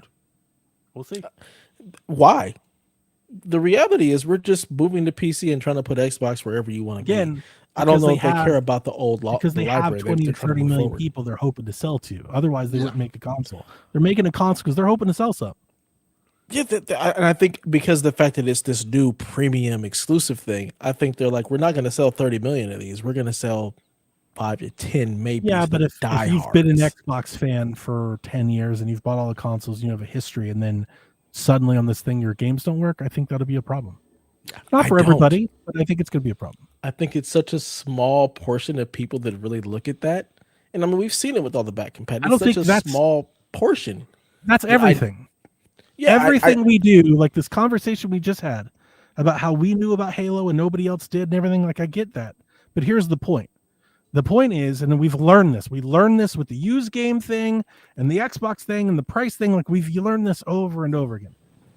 Even if it only impacts, even if only 5% of people care, usually those 5% of people are the people talking about all of this. It's the people writing the articles. It's the people doing the tweets, the people making the videos. And that matters. Because if it didn't matter, how the hell has Xbox lost 80% of its install base in a decade? It matters. Because like they public didn't make the games reception, people wanted to play. but they made games, man. Like it's not just that. I get It's that. not just that. It's their that. it's their public, it's their persona, their image. Their image is tarnished. Yeah, I don't think there's any coming back from that. I honestly do not think that it's a big enough piece of the pie for it to matter. I think it's gone. I don't think the backwards compatibility is going to move the You might be needle right. enough. You might be right. I think if like just like you're seeing right now with the Xbox ROG Ally. I watched all those videos. You watched none of them. Mhm. When you do watch them, even the most glowing are very quick to point out it doesn't play all of your Xbox. It's like the first thing everyone addresses, like it doesn't play your Xbox games. If they come out with a console, and I'm putting in air quotes, that they're selling, and it's $1,000 and it doesn't play Fable or Halo 2 or Gears 3, it's not going to help them sell them. I'll just leave it at that. It's not going to help them Yeah. sell. It's not going to be a good thing. I don't disagree with Maybe that. they at all. don't care, but it won't go well. How is but that I any think- different than what's happening now, though? That's just it. It's not that it's different. It's that they're trying to migrate to a whole different way of doing this. Mhm. And I think a way to make that very easy for people to adopt and a very easy sell to like, let's get the momentum turned around is to be like, they said we couldn't do it, but we did. All of your 360 games are now playable in PC today. That would be such a big jolt in the arm to be like, all right, now consider buying this thing. I guess I just don't think that there's a single person on Xbox or in Microsoft that gives a shit. They're worried about competing with TikTok. I don't Hey, you think might that be this right. is You a might be right. That's a big good enough point. draw for them to worry about. They're like, I no, think we're really just trying to get it everywhere, and we'll take whoever comes in, and we'll continue to push this cloud-based initiative, things of that nature. We'll have the console for you diehards that really say you want one, and if we sell some, great. But that's not the business model that we actually it care really about. isn't. And I think that's the part that Xbox fans really need to come to grips with is that it's not the business model. Their business model now is selling copies of games to people on Steam and PlayStation. That's the business. Yeah, because That's the that back core. library doesn't make the money. Listen, Even buying the here's the part. console doesn't Here's the make the part. money. Here's the part they like don't want to hear. It's not even about Game Pass anymore. That's done. Yeah. It's about selling copies of games. Mm-hmm. That's the business. That's the core of their business. They have other businesses outside, but their core of their business is it's Activision. Yeah. Just take the name off the front of the building. Just think of them like Activision, and everything makes sense. 1000%. That's exactly And as what far they're as doing. Halo is concerned, I think it would be bigger if multiplayer was coming to PlayStation. I think you'd see a I do too. larger group, but the fact that it's just the campaign without the multiplayer, it's gonna come and go It just like kinda- yours did. It kind of it neuters the novelty of the console war part. And like you would imagine that we could have like some really fun trash talk. Oh shit, you PlayStation guys think you're about to get owned. You've never played At least we Halo, can right? stomp some noobs. It would like, Nope. and I think where Dublin was going, he was saying like they should have put Infinite maybe on PlayStation first instead of this remaster. I was thinking the Master Chief Collection. I think any of those things would have maybe done a little bit more. Like we're about to get more, like there's even more business talk. We've just been talking about this for 30 minutes, but we're going to get more into the business stuff that they're doing and their strive to make more money. Like I've been kind of bracing for this since Gears. Like, what if Halo doesn't sell well? Mm-hmm. That sounds dire.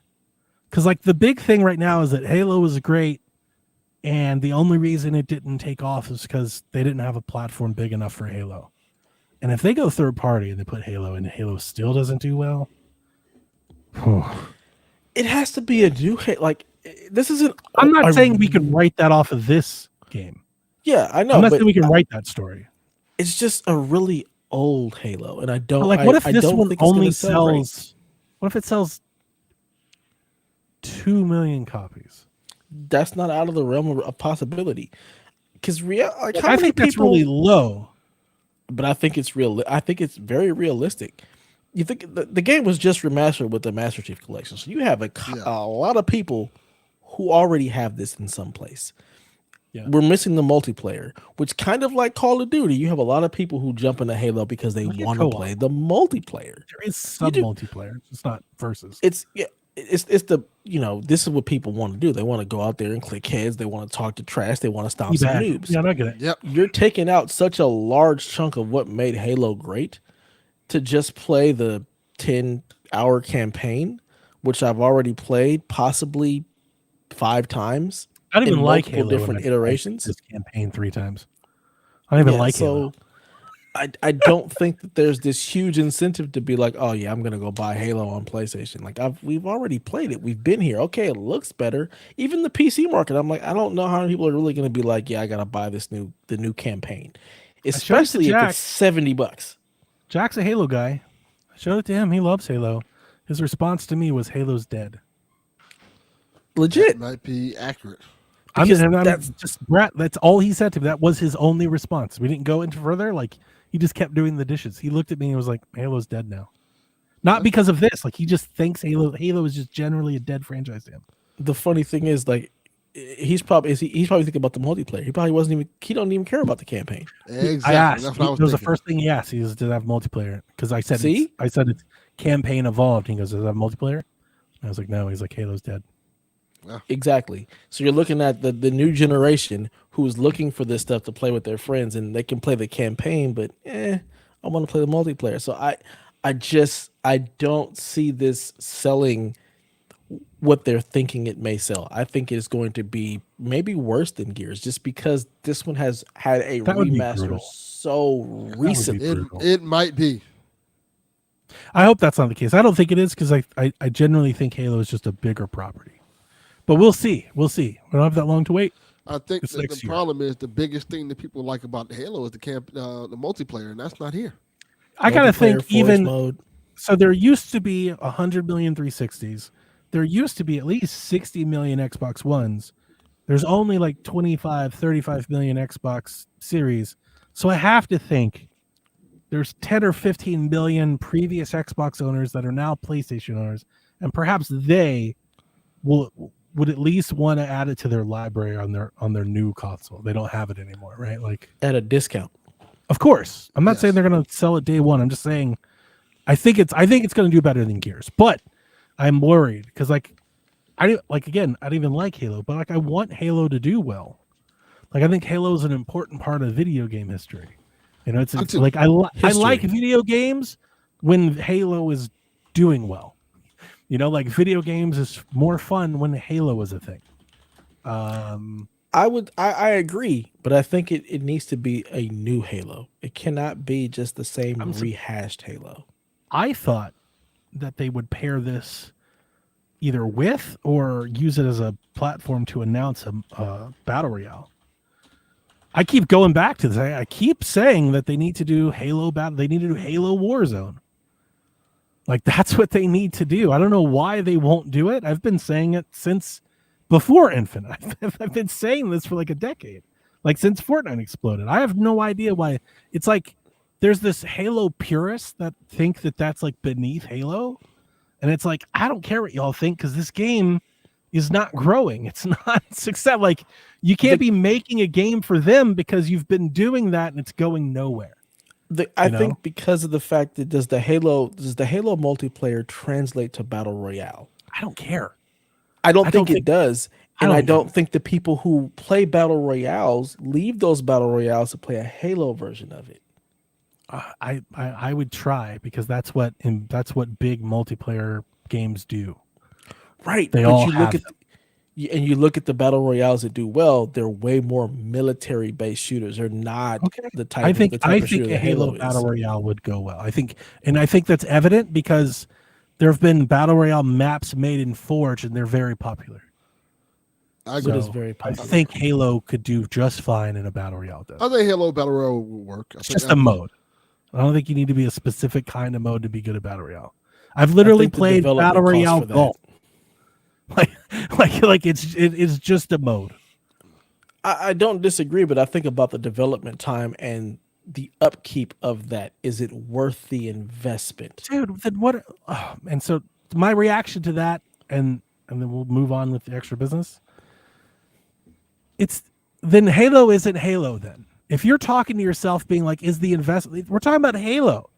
It used to be one of the crown jewels of video games. Like if you can't invest, very popular mode for your very popular IP to be very popular and successful, then what are we doing? Then Not sell wasting Halo. money. Yeah. Then sell Halo.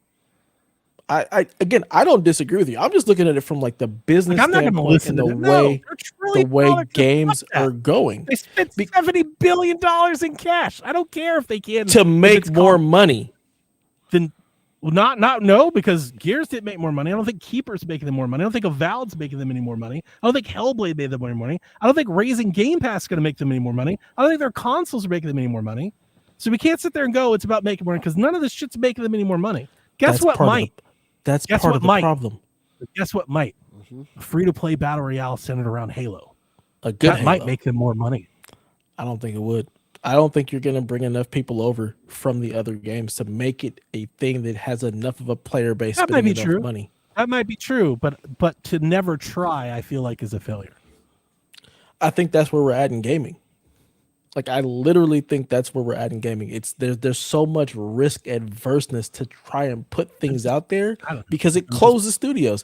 Microsoft has enough money to do it. Warzone, then I don't know. I don't know what else to say. It's just like it feels like they're running away from what the market demands, and then complaining that Halo's not doing well enough.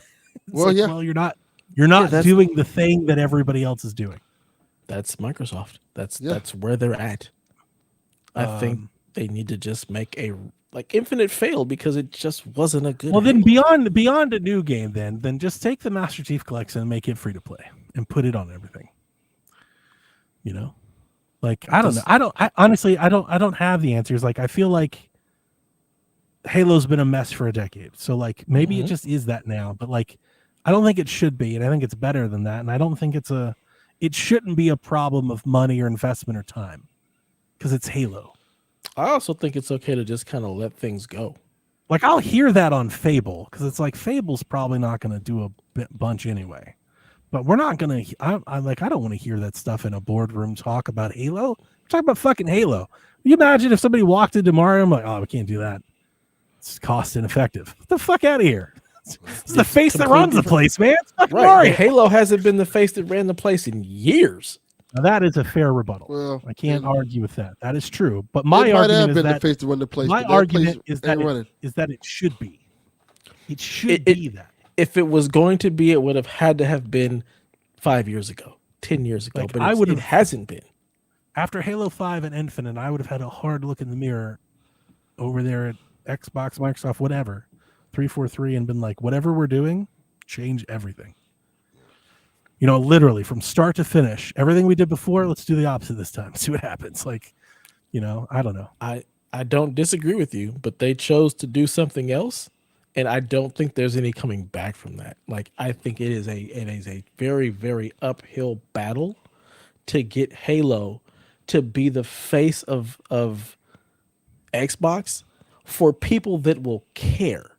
Like, you're trying to get the newer generation who's going to be into these multiplayer, long-term games. Us, the 14%, like, we'll buy it and we'll dip out, but we're not going to be that continual revenue stream that they're looking for, that they want to have that groundswell. And I think that's part of the problem. Like, it just is not enticing. I don't disagree. They haven't tried it, but I don't think it's going to matter, even if they do. I think Infinite failed so hard. That might be true, but it's just like it's like the Phil Spencer quote. If we just make good games, it's like, let's try it though. Like, you've tried everything else. Let's try it though. I don't know. Let's try it. Give me a game of the year. Phil Spencer, give me 5 excellent top flight games in a year, and let's see if it sells. Like, let's try it. How about we try it first? You know, they keep talking absolutes. It's like, I don't know. You tried the first thing. You tried the multiplayer centric thing. You've tried how about we try the live service thing? Let's try it. Another sad part is you're putting it everywhere, so it doesn't even boost up Xbox. Really, it's just no, it's not. Like, that's done. They're just third parties. It's just another franchise that's out there. It's like EA. If they just had a console, they're like, yeah, we have EA Play, and you can play it on this Alienware that we have. That's basically what's happening. All right, pretty much. We've beat this dead horse. Listen, I know I'm not a Halo guy, but I do root for it. I hope it's good. I hope people like it. It would be very excited to see people nostalgic and happy about Halo again. And maybe PlayStation is the base that could provide that boost. I don't know. But I was shocked that people were shocked about this. That definitely took me back. Yep. So obviously this is like a landmark moment in video game history, really. I think this will be looked back on in years to follow. Halo jumping on a PlayStation. This is GameStop, wrote a proclamation declaring the console wars are over. Oh, this is fuck GameStop. Do we really need to have this conversation about this? So, no, we don't. But I'm just pointing out this is a big deal. And since this is a big deal, we have a lot of interviews, ancillary stuff, reporting that's happening on the periphery. And let's go through some of this. So New York Times did an interview with Xbox game studio leader Matt Booty, who claimed consumers no longer have a strong attachment to the devices they use to play games. And I quote, "We are all seeking to meet people where they are. Our biggest competition isn't another console. We are competing more and more with everything from TikTok to movies."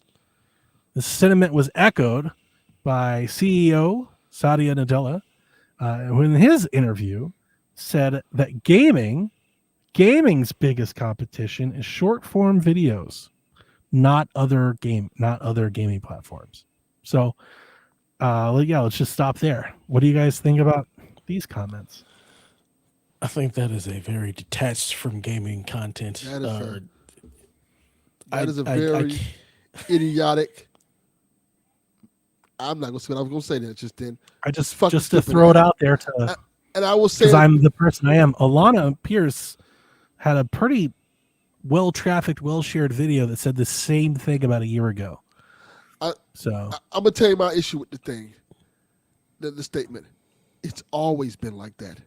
That is the correct, yeah. It's always been media out there that was competition with gaming. There's always been movies. There's always been a form of like YouTube or something like that. There's always been telephones. Nothing has ever changed since the beginning of time. It's always been there. Since there has been entertainment, there has been competition for your entertainment. Yes. It's such a stupid comment. It just so happens that certain segments have like regulars, returning customers, movies and music and games. Yes. And then within those submarkets of entertainment, different companies compete for that usership to pick them. Correct. And yeah, that's going to keep happening whether TikTok takes over or not. And also, we forget that they fail to mention the fact that the cost for gaming has gone up exponentially. Yep. A lot. The cost to be a gamer and just to play video games in general is up a lot. TikTok is free. YouTube is free. A lot of these other things do not cost the same price as it costs video games. I just want to push back on them because, again, I am the person that I am. Yeah. You can play a lot of fucking video games today for free. That is true. Like more than ever before. So like, yeah, to play all of the releases and to be an enthusiast consumer is very expensive. Yeah. But if you were like, fuck that, I'm just going to play free stuff, you could literally play for years. Years. Yes. And that's kind of a part of the problem. We have a lot of gamers that are just playing free shit and they're not buying a damn mm-hmm. And that's the real competition is the free to play games. It is not correct. That is more competition. TikTok or movies or whatnot, because that's always been there. There's if somebody doesn't want to have an interactive experience, they're not playing video games. Period. That's correct. Not really the competition. That's not somebody who you're trying to bring in. My wife plays TikTok. She's never going to play games. Yeah. You're competing with the stuff that's just easily accessible and free to play. Because if I'm just playing Fortnite to hang out with my friends, I don't necessarily need to invest in a console or in something that is a huge ecosystem.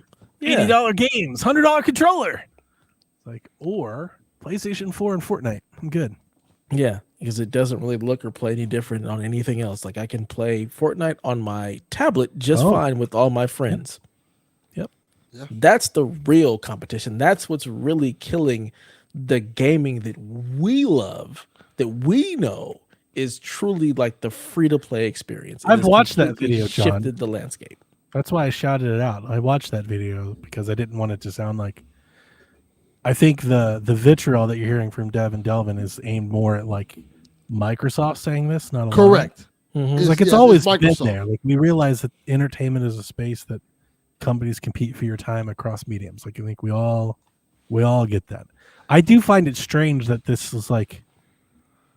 I find it a little odd that this was like their go-to rebuttal. It is. It's very odd, especially really considering strange. When the Nintendo Switch 2 is selling like gangbusters, and PlayStation, while they may be down. I'm not even talking about that. It's almost like political maneuvering. Like, why are they shouting out? Why are they shouting out TikTok on name? It is. We're talking about the same company that sells movies and has, LinkedIn and. Like there's Facebook and Amazon, and they have like Google. They compete with Google directly and YouTube, and it's just like for them to just 100% go right at TikTok. It seems very pointed. It's like, are they talking? It's almost like like in the wrestling, like the viewership ratings were so focused on the one demo. Yes. Like this statement almost feels like that. It's like they're talking about one demographic or customer. They're like, our competition right now is for. Children aged 13 to 21. And right now our biggest competition for them is TikTok. Just an odd rebuttal to come out with. But it is very strange. A Microsoft official confirmed to an outlet that the company is working on internal tests for a free ad-supported cloud gaming tier that would be separate from Game Pass. So that kind of came out in this reporting. Jason Schreier and Bloomberg kind of had the big swing this week, but they said that internally, and he's Amy Hood is the CFO, I think. Internally, Microsoft has set a goal for Xbox of 30% what they're calling, quote, accountability margins, which is a term the company is using in place of profit margins. And these accountability margins range, there's like an algorithm, like a whole set of criteria that they want you to sell a certain amount of DLC, sell a certain amount of copies, have a certain amount of usership on Game Pass. Like this is how they're judging success, is based across all of these different vectors. So I just want to take a moment to like reframe the change in operations from Microsoft that we've learned about. So like 5 to 7 years ago, when they were buying Ninja Theory and Compulsion and stuff, they were like, the messaging was, we need original, diverse, creative content for Game Pass, to sell Game Pass and exclusive content, to make sure like we needed to bolster our lineup. This is what we're doing. And it was talked about, like, you know, these games, Psychonauts, Hellblade, like they weren't like selling. And the whole point then was, we're not looking for them to sell like gangbusters. It's all about Game Pass is important. And then in the years since then, now it's changed where they are holding these projects feet to the fire. They're holding them accountable. They're holding the whole division accountable, and they're holding these projects accountable to meeting these standards. And I say that to only bring us back to a point that I've been trying to harp on for some time. I'm really starting to worry about the placement of these other studios within the giant Xbox division. And I'm not like 7 years ago, I really believed Phil and the game and the library and the first party. And like, I've always said it was like Halo, Gears, and Forza was subsidizing Hellblade and Keeper and Psychonauts and Avowed, like these smaller things. And I thought that diversity was good because that would attract new players, right? It's clear that that hasn't attracted players, and now these projects are being held accountable to do something, to make profits in some manner, through playtime, through subscriptions, through sales. And in a division where the standard and the bar is Call of Duty and World of Warcraft, and like in these bigger games they have, Forza Horizon, I just don't know how Avowed or Keeper or any of those games, like how can they be successful like that? Even if the algorithm is tiered to them, I feel like that's the deck is stacked against them. Because it's only until like the first sign of adversity that you start looking around. It's like you got to make cuts. Well, where are they going to come from? They're not going to come from the game that sells all the games. They're not coming from there. You know, they're going to come elsewhere. And I've been worried about that for definitely, I guess since Tango. This has concerned me, and this concern is only growing. Yeah. I don't know if you guys think about that or care, or, you know, like, because I care a great deal about Ninja Theory and where they end up and what they're doing. You know, like, this is a big part of that. You know, like, I don't want to see that go anywhere. Yeah, I care. I'll be honest, I don't really pay attention to like a lot of the studios, so Yeah. I don't think most gamers do. But yeah, so it's no longer about we want these creatives to make, we believe in these people to make creative projects, is what they said. Like that literally was the kumbaya shit they said. Phil Spencer, he's like, believed in generations. we don't tell them what to make. They're creatives. We want them to be creative. Make whatever you want. Okay, well, they made South of Midnight. And do we think that did anything? Did that move a needle at all? Nope. You can't move a needle when you give away all your games for free and you're training your audience to just wait and not buy games. This is the worry. This is where the worry comes from. It's not like I'm not worried about them because they closed Arcane Austin. I'm worried about like the shift in philosophy, like how they're operating and what that means for these others. It's like, oh my man, I hope they get sold instead of closed. At this point, I feel like that's the only thing I can hope for, because it doesn't feel like I don't think all these studios are going to be here 5 years from now. Yeah. I don't see how anybody could say they believe that. I honestly, find me the biggest Xbox fan you know, and I would love to know truthfully, do you think every one of these studios will last until 2032? Yeah, I especially don't. with how long it takes to make games, and then you gotta hope that it actually sells, which is why you have to put games on PlayStation, because if it's on Game Pass, I'm not buying Not it. selling it. Yeah. Yeah. It's compounding. Their whole Mhm. thing was built on volume and they have none. So it's all collapsing. Like it's all Yep. falling. If they would have truly been like, yeah, we're not putting Call of Duty on PlayStation, this may have worked out. If they would have been like, you have to get Game Pass and an Xbox to play Call of Duty on console, they could have swung the pendulum. Yeah, Yep. that's the part me and Sean, I think, of Wax spoke about the most is that I think I don't know, I don't want to speak for him. He listens to the show. He can chime in and correct us if I'm wrong. I think we both thought, I think my disdain for the decisions Xbox are making started after Starfield. Because it felt like they put everything they had. They bet the house on Starfield. And I never thought Starfield was the game worth doing that on. But it really, like, if you look at their actions in hindsight's 2020 and all that, but everything changed after Starfield. Like before Starfield, it was the same thing. Game Pass, exclusive content. We're going to bring people in, keep people to buy. And then after they released Starfield, and I guess realized that it didn't change their market share at all, then everything changed. Then suddenly we're finding profit. We're talking about margin. We're cross promoting games just for a game. Like everything changed after that. And I just hate that the hill they died on was Starfield. Such a And not weird like IP to Eden. die on too. What I've always wondered, or like not wondered, if it were me, I would have waited for the next generation. Like to just do it mid-generation and change everything I thought was like, to me, in hindsight, if they stayed the course after Starfield, and like you said, with or without Call of Duty, but definitely if you want to throw that in there, with Call of Duty, but even without Call of Duty, they've had a pretty good run of games here lately. But nobody cares really. I don't want to say nobody cares. People care. People play them. They like them. But a lot of people don't care because they're no longer exclusive. You no longer need a box. They've had games that you needed a box to play. Like they've had good games that were worth buying a box for, but they stopped selling boxes before they showed up.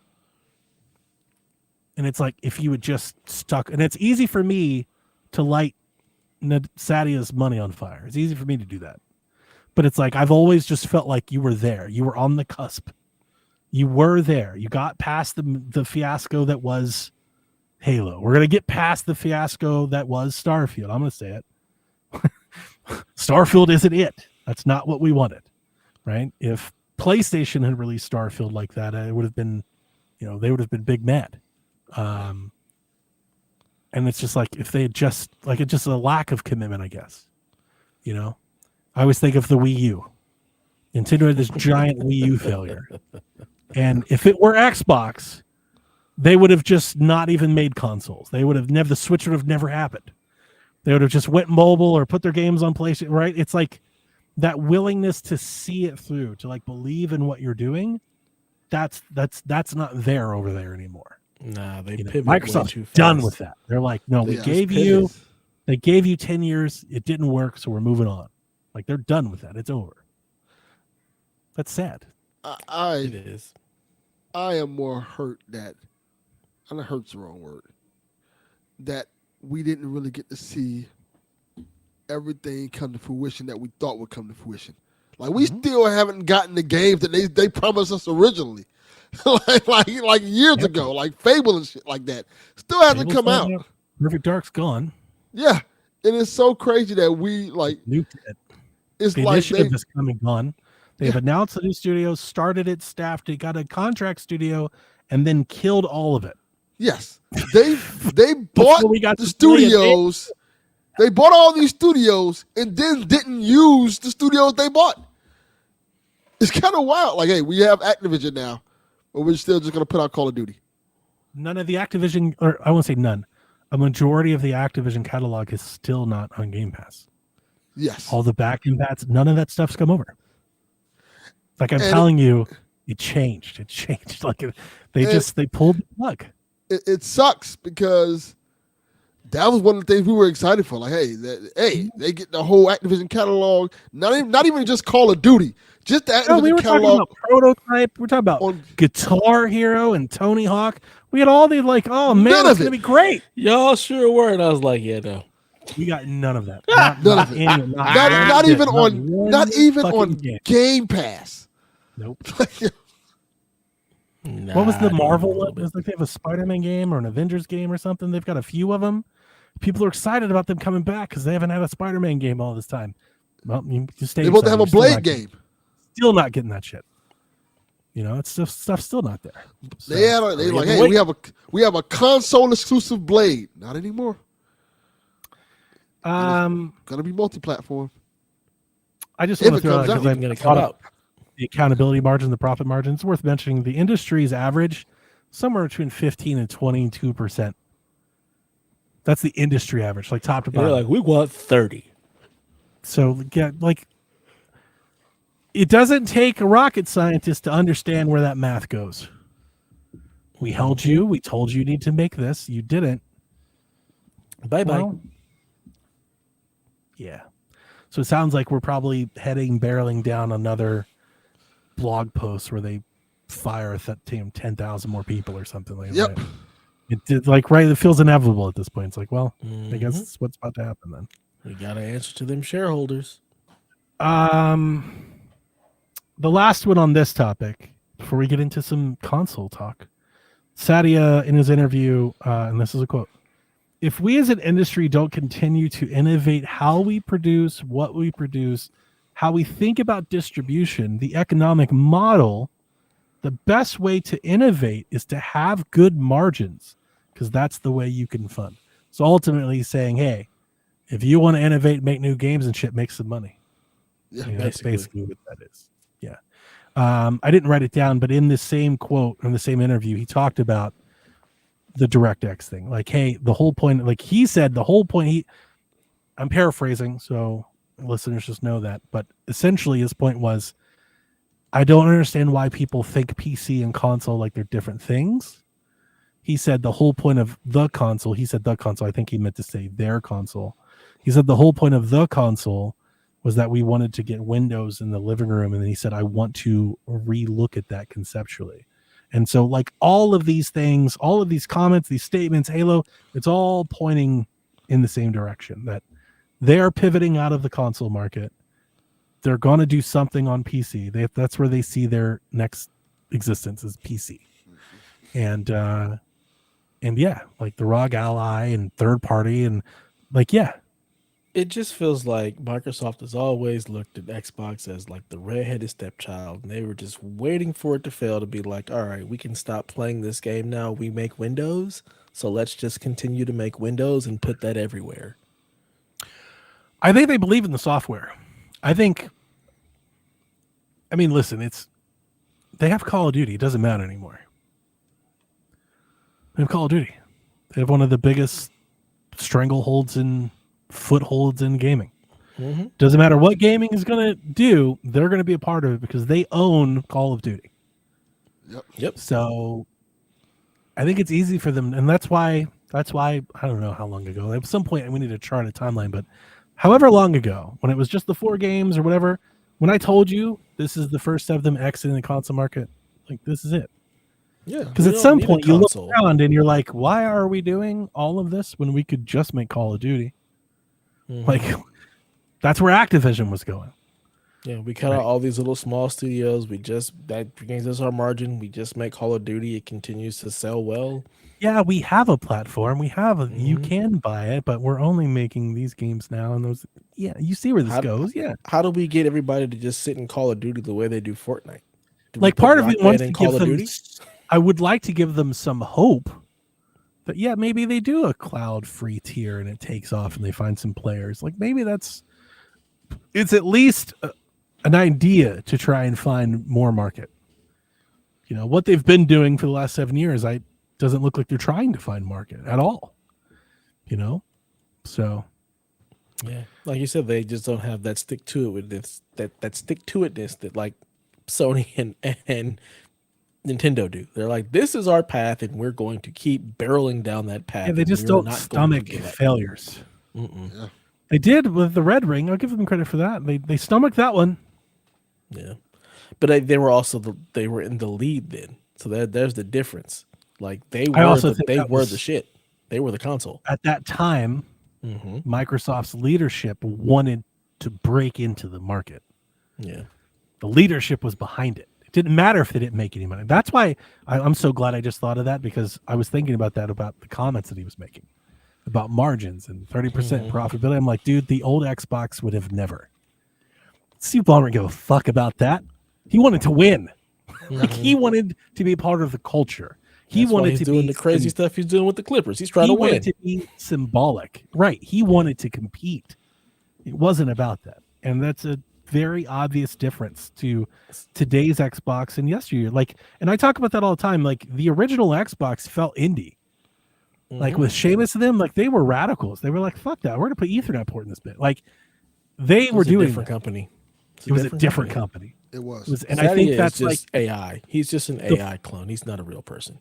The folks that grew up with that, like, we're very sad about all of this because that's what we're seeing. And then I think the folks that aren't tied to that, they're like, "Who cares? More games for everybody." And that's the biggest. That's your real competition.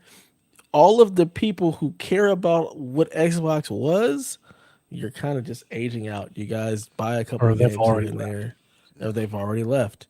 And the new generation doesn't care about any of that history. They don't care about anything. It doesn't matter because it's not what they play games for. It's not where they came from. And an affordable PC entry may be appealing to them. Yeah. I don't hate that space. Speaking of this PC, we got a report on that next Xbox, the next box from Jez at Windows Central. He says the next Xbox is basically a PC, which will run other stores. However, he says that the plan is for Xbox to do a lot more to make it feel like a traditional console. He specifically mentioned like the onboarding. Like right now, if you buy a ROG Ally, the onboarding is Windows. It won't be that for the next Xbox. It'll have an Xbox onboarding. He said you could essentially turn the entire device on and never touch Windows Desktop, and totally it'll work and everything with a controller out of the box. Well, that's good. He also reports that it will natively run all games that are currently available on Xbox Series, including your backwards compatible titles. He says this is a major shift. They plan to drop the multiplayer service from Game Pass. The no more paywall to play multiplayer, which, of course, it's like PC. Because it's a PC, like, because they can't. Like, it's funny to like give them credit for that. It's like they can't do that. They will have major backlash. Are we still listening to this guy? We still listening to Jez? Like, the industry does. Really? I consider him a very shaky source, but the industry does. I think he is the lead authority somewhat on Xbox these days. I don't listen to Jez. But I think it's Xbox. I don't know. It doesn't matter. So anyway, all right. So there's probably 2 or 3 years before this thing comes out. Maybe. Perhaps it's sooner, but I think it's probably 2027. Probably announced next year, out the year after. All right. So Delvin, it's a PC. It costs more than the PlayStation 6. But it's stronger than the PlayStation 6. And it's a console. You don't have to touch Windows. Are you interested? No. It's $800. Are you interested? No. It's $1,000. No. I think it's going to be what I said last week, from 1,000 to 1,500. Because at this point, it's a high-end PC. Not even a high-end. Well, a mid-tier PC. No. Well, okay, so we don't know that yet, Dev. I think you're right, just comparing on price. But remember, they're making a games-focused PC and not a standard PC. That's an advantage for them. They can get real specific with I/O and the motherboard and the space and the die. So I think it's possible. Isn't that just what consoles are? Is a real specific PC? Right, but it's going to be a desktop-based platform. Yeah. The point that I'm making is, let's say they're going to charge whatever you think it is I think it's probably gonna be $1,000. Let's say it's more, just for I the think sake the of it. base model's gonna be $1,000. All right, let's say it's $1,250. You want to split the difference? It's probably Okay. somewhere between $1,000 and We'll $1,500. go Split the difference. It's $1,250. I think they can design a gaming centric design device that that an end user would pay $1,200 for, that could significantly, I don't want to say significantly outpunch, but be on par, compete with PCs that cost $1,000 more than that. I think they can make a $1,200 PC that gives you what a $2,000 PC can give you. How? Because they can, well, one they have a huge brand, right? So they can work with manufacturers to go, they can, and it's the Microsoft, they can, just like Xbox, it's like a console, they can say, we want a commitment on 15 million of these chips, this standard, right? This chipset, or these standard features. Because the other part of this is, do third parties make consoles? So like that's a whole separate thing. Let's just keep it right now and see it's just Microsoft. All right. So Microsoft's making a computer. They can come to them and go, all right, all of the shit that you normally put on your standard PC, we don't need all that. I don't need 7 USB ports. I don't need a USB-C port, right? I don't need any of the additional adapter. Like I'm just making an APU-based gaming PC. So they can get real specific to the case, to the cooling, to everything. Because they're not, it doesn't have to do basic computing on top of that, right? Because that's not what they're building the device around. Yeah, no. The APU can't compete with, a 5080 and a CPU. Like it's just not. I think at $1,200 it can. I don't think so. Okay. And I also I wonder what that compatibility looks like, because if it's really just running PC games, is it going to carry my Steam library, or are the games going to run the way they're supposed to? I mean, I think it's going to run like Windows-based. it would on any computer that you would expect to buy, because it's a computer. Yeah. So I think that should be fine. But I think I'm not saying it's going to be better than a 4090. I think they can make a box that punches significantly above its sticker price, because they're building a computer with a specific function in mind, not all functions to be like they can dedicate all of the RAM specific to these functions, right? Yeah, I don't see it happening.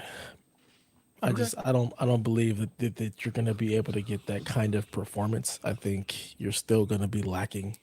It would have to, and then obviously it would have to rely heavily on upscaling and stuff like that as well. Like I'm not throwing, I don't think it's going to pure natively. I'm just saying, if you're making a $1,200 console box, like a PC, like a box of components, that should be significantly pretty good.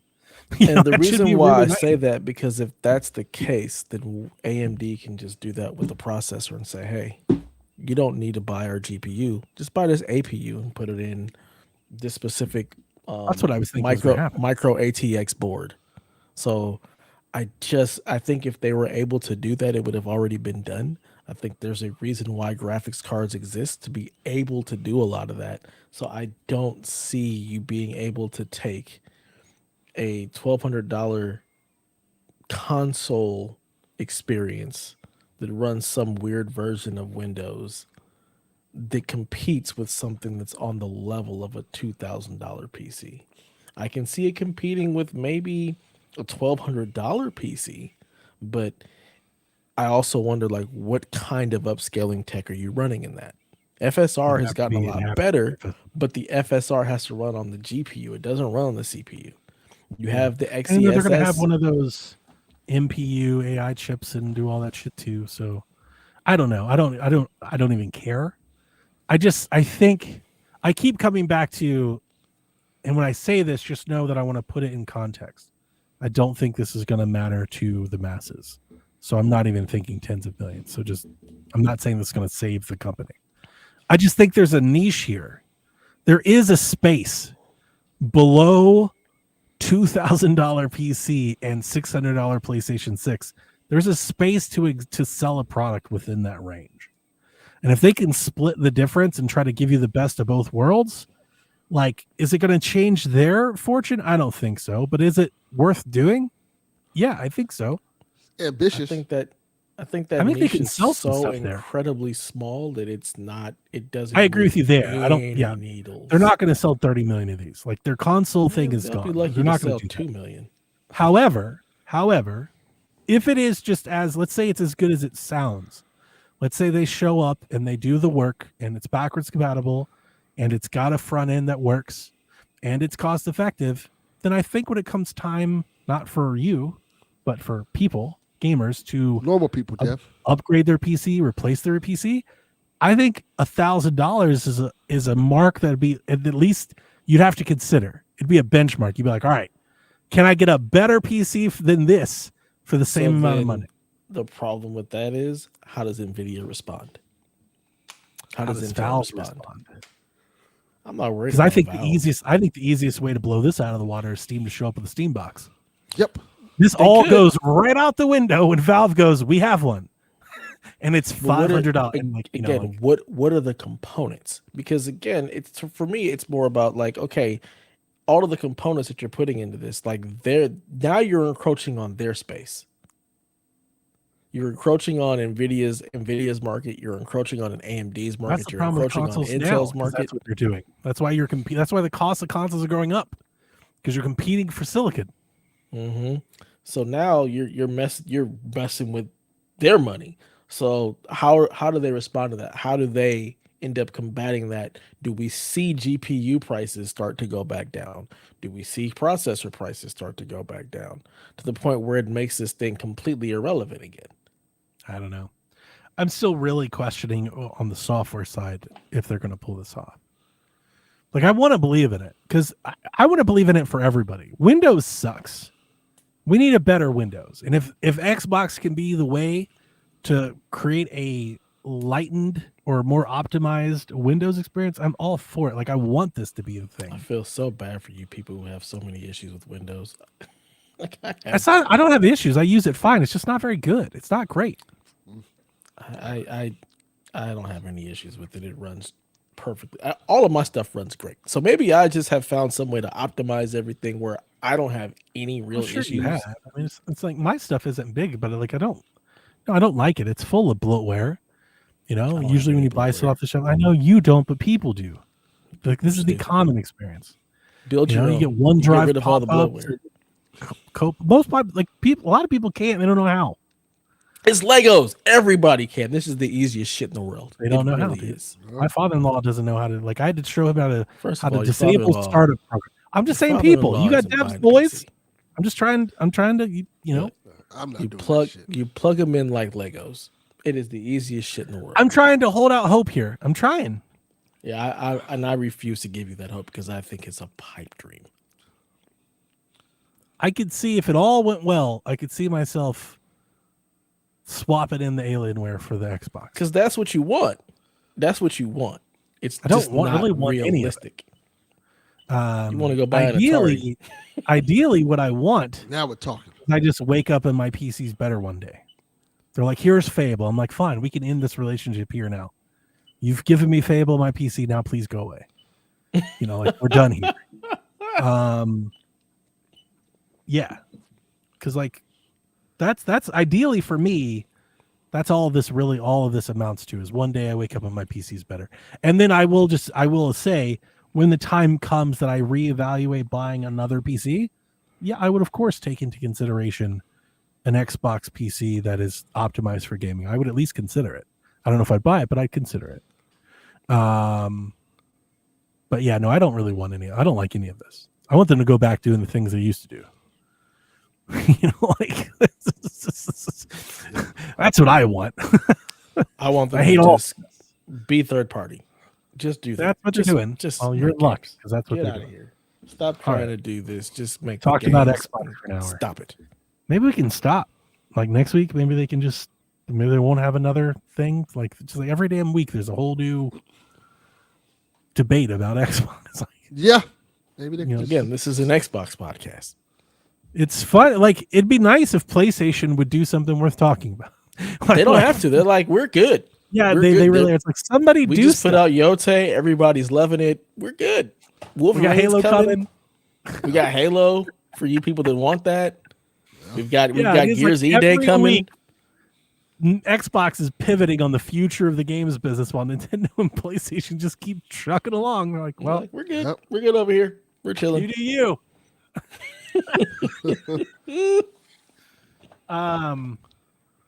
This week, Retroid dropped their new handhelds, the Retroid Pocket G2, and then the Retroid Pocket 6. This is their newest iteration of their handhelds. Steph gets up and just leaves. Yeah, that's appropriate for Dev. This is an interesting news story of twofold. First, I am personally impacted by it. So that's one reason to talk about this. Two, I actually don't think I've ever encountered a situation like this before. And that's the interesting part that I was hoping to run by Dev, but he got up and left. All right. So I have always been a part of our portable channel. Now the Everything Else is an Xbox channel. And Delvin, let me tell you this. Here's a tangent, buddy. Okay. I am fighting the urge so hard right now to not create a podcast called Everything Else is an Xbox. where we only talk about Xbox and everything else besides PlayStation and Nintendo. So it's a mobile, cloud, PC, Xbox, Steam Deck podcast. It's everything else is an Xbox. I think it's a genius name. It's a great name for a podcast. That is this podcast. That's exactly what it's been. Should we just rebrand this podcast? Talk about rap battles and Ghost of Yote for an hour. That's an Xbox. That's an Xbox. All right. So this is I have the video followed. you sent me. You showed me. I have followed all of these handhelds for years. What I'm going to call these handhelds, I mean retro handhelds, not PC retro handhelds. There's a shit ton of them. There's literally 300 of them. There's a new one every week, and they come in all various forms and factors. There's the Odin, there's the Ain, there's the Ioneo, there's the other shit on Indiegogo, and there's Retroid.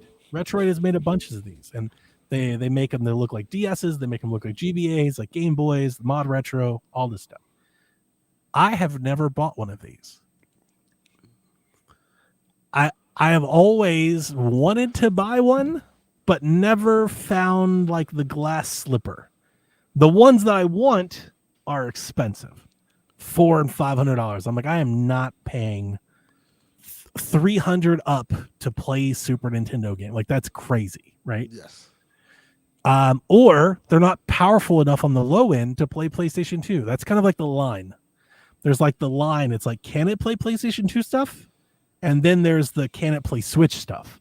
I don't give a shit about the Switch. I'm not trying to do any of that. I have a Switch. I have a great Switch. I'm not trying to do any of that. But I've never bought one of these Retroid handhelds, and I've always wanted one. They look cool. They're fun. I like Android. But it was like I said, I was always priced out.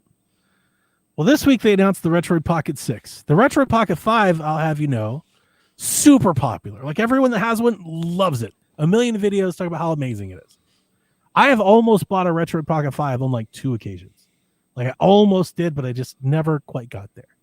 Retroid Pocket 6 comes out, has not the new, it's somewhat old now, but the processor. The 8 Gen 2, whatever it's called. It's the one that can do all the PlayStation 2 shit. It's been used in all the other ones. It's a great processor. This processor usually comes at a price that's at least $350 or more. And they're making a handheld with this processor for $200. $209 to be exact. Yep. And I was oh shit, this might be the one. And then they released the design. And fuck me if it's not just a Vita. It's a Vita, and it comes in many colors. One of the colors is a beautiful pastel purple. They've made a purple Vita, and I'm oh my God, it's calling to me. My daughter still talks about the Vita that we used to have. And I was totally all in just to buy this on the form factor alone. I was all in. And it has an OLED 120 hertz screen. Mm-hmm. So I get the fast refresh screen. I get the Vita design. I get the purple color at a price that I like with the new product. I'm all in. They put it up. I ordered it. Love it. I'm finally going to get one of these handhelds and be cool like the Garrett Blands of the world. I wake up the next day, and apparently everyone, quote unquote, everyone but me hates it. They're big mad. They're tweeting Retroid. They're on the Reddit. They're burning it to the ground. They are super pissed. Have either of you seen this? I saw a little bit of it because you sent me some of it. I just saw the picture you sent. Let's see if I can find a quick picture to throw up. I don't think anybody's watching us. I don't think anybody's listening to us live, so I can do this on my own. Let's see here. Open picture in new tab. Is anybody out there listening? Anyone there? All right, here's what they look like. Notice that on the left side of the handheld, the D-pad is on top of the thumbstick. As it should be. That's what they're mad about. Why? People are mad that it's not offset. They're mad Those that the people are stupid. thumbstick isn't on top. And I mean, I can't speak for all people, but I think the general sentiment is that because this handheld has a stronger processor and can play more modern games, namely a lot of the market people are going to buy this are going to buy it so they can play legal Switch games. So they want the thumbstick on top because they're going to be using the thumbstick more. Like a Switch can. Like a Switch can. The other part of it that they are mad about, I don't know if I have a better picture than oh, here's a great picture. I'll just do this. This is the picture they actually put up. Enhance. See, it worked. All right. So the one on top is the original design. The other thing that everybody hates, I'm not sure if you can see this original design, but below the screen, there are these 4 buttons. Yes. These are like your macro buttons. Everyone hates that too. I like that. It takes up screen real estate. They want more screen, less bezels. And everyone told them to take those buttons and put them on the back. So Retroid, I presume this did not sell well at all. Because here's what they did. They pulled the product from the store. They put up a poll on Twitter for people to vote. And everybody voted to change the console. And I think they're changing it. Like they've pulled it, and I think they're redesigning the console that I've already paid for. I already bought the one that I wanted, and now they're changing it. They What pulled the does that mean Sonic. for me? Has that ever happened to you? No. I can't ever remember like this happening. Like this is a crazy thing. I'm like, how is it possible that I have agreed and purchased a thing, and now that thing isn't a thing anymore? Because That's what some happens when other you pre-order. these other people sent angry tweets on the internet. Now, I do have to, in all conscience, like I have to be clean here. The polls are overwhelmingly in favor of the changes. So I'm definitely in the minority on this. There's not many of us, but there are a few that we want it. I want the Vita look. It's the whole reason I'm like, I want the stick on the bottom. Like I want it to be there. I also want those face buttons. I think it makes the whole thing, I think it gives it like a retro vibe. Like it feels like early 2000s. You know, it has like an iPod cell phone kind of, you know, like I want buttons, man. Let's put buttons back on shit. I'm so sick and tired of tapping screens. I agree. You know, so like part of the whole vibe is why I was buying it. When is this thing supposed to ship? It's supposed to ship in January. Wow. And The G2 is coming in everything October. on the website has changed the look. Oh of yeah, it. they've pulled it. You cannot buy it anymore. So I am expecting to get an oh, we're sorry. Nobody liked this thing you bought, so now we're canceling your order. Yeah. And I just don't feel like that's, man, that just I doesn't don't feel think they're right. going to cancel it. They're going to still send you the thing. It's just going to be the G2, not the RPG. They whatever the can't hell switch call me it. from the RP6 to the G2. Why not? How can they I just just- do that? Because They can't do that. they can. They can do whatever the hell they want. They got your pre-order. That'll be a bad look. But here's the thing, and this is the thing that Xbox runs into. When you're in the minority, nobody cares if it's a bad look because the majority want the other thing anyway. Mm-hmm. Yeah. Like I posted, like I'm so upset that this happened, and people are like, "Fuck off! I want this." Like they don't care. Nobody cares Boo this I'm- man. because I have the lesser opinion. Man, why can't we make things for the 30% anymore? Why has everything become so democratic? people are like I had somebody respond to me. They were like, well, the majority of people want this, so it should happen. I'm like, I don't think that's true at all. Why should everything just be for the majority of people? Like, my response to him was like, and I should have said this earlier, but this is important. If you're listening to this, you've never seen it.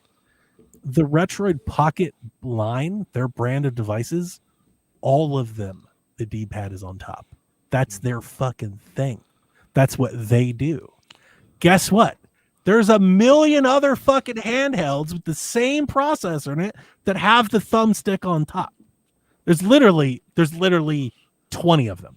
There's a Retroid Pocket Flip too. The Odin, the thumbstick on top. The Odin Mini 2 is exactly this, but a thumbstick on top. It's a Vita with a top thumbstick. The only difference between this and that is that one costs about $150 more. So they're just mad because they can't buy the thing they want cheaper. And because of that, I don't get the thing that I purchased, apparently. Correct. That is some fucked up shit, man. What is happening? What is the world coming to? I haven't heard from Retroid yet. They've kind of said online that they would like to find a way to like maybe do both. This is really expensive to print, cases and shells and shit for things. You're talking about a whole different pipeline.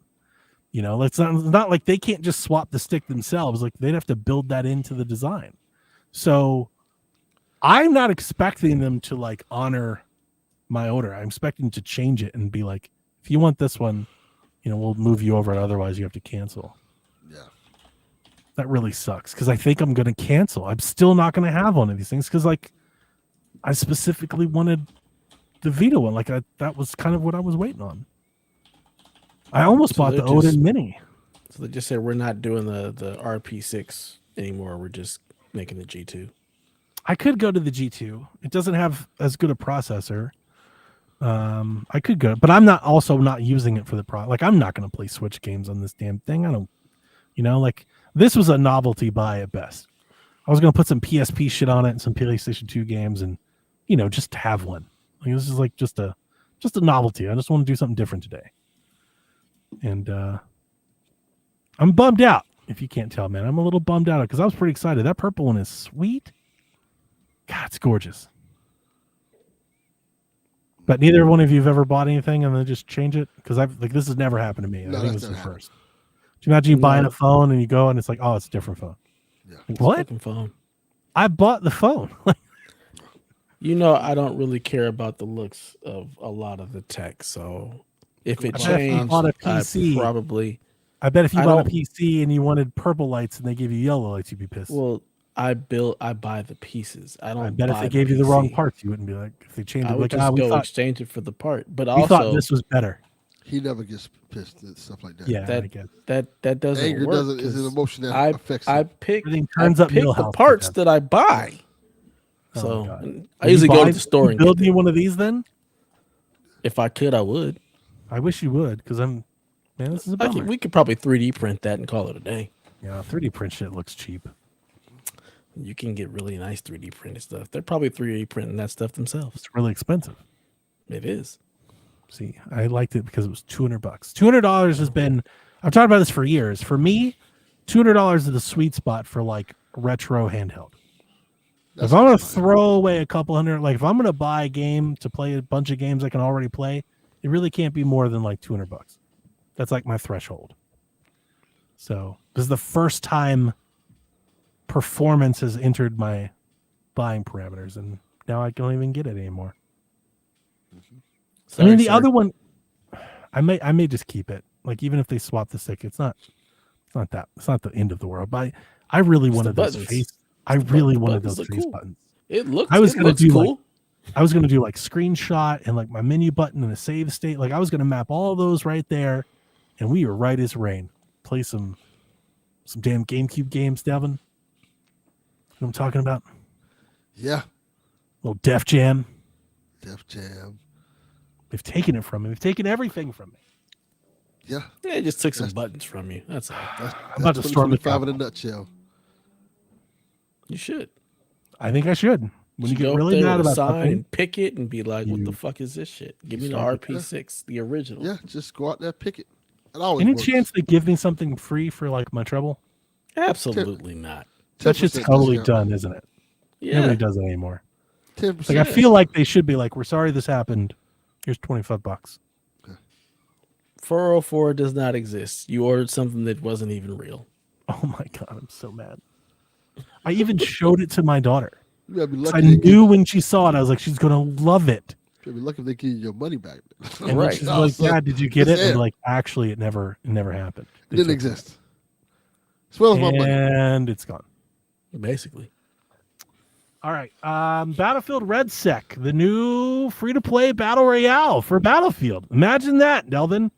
Launching a AAA shooting property with a battle royale game you can play. That Who just would do such a thing? not yeah. Well, we know who wouldn't do such a thing because it's beneath the standard of Halo. Yeah. Halo's better than that. Well, You gotta build infrastructure for that. one of these games is making money. So, are either of you going to play Red Sec? hell no. Hell no.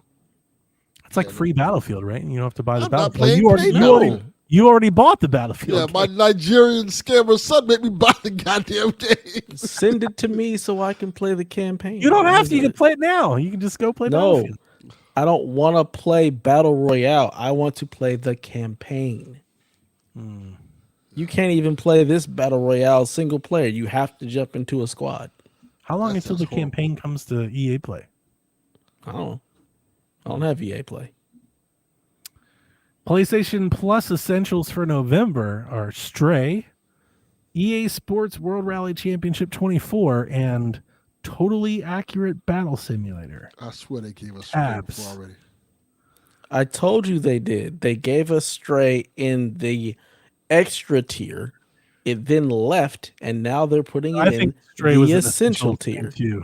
I think it It was. That's what I was wasn't. thinking. Oh my Feels like God, it was, no. though. It felt like it was. So I remember when it came out, launched- everybody was playing that game. And everybody had Yeah, that goddamn extra tier. because it launched into extra. When Same the game first came out, it launched into the extra tier.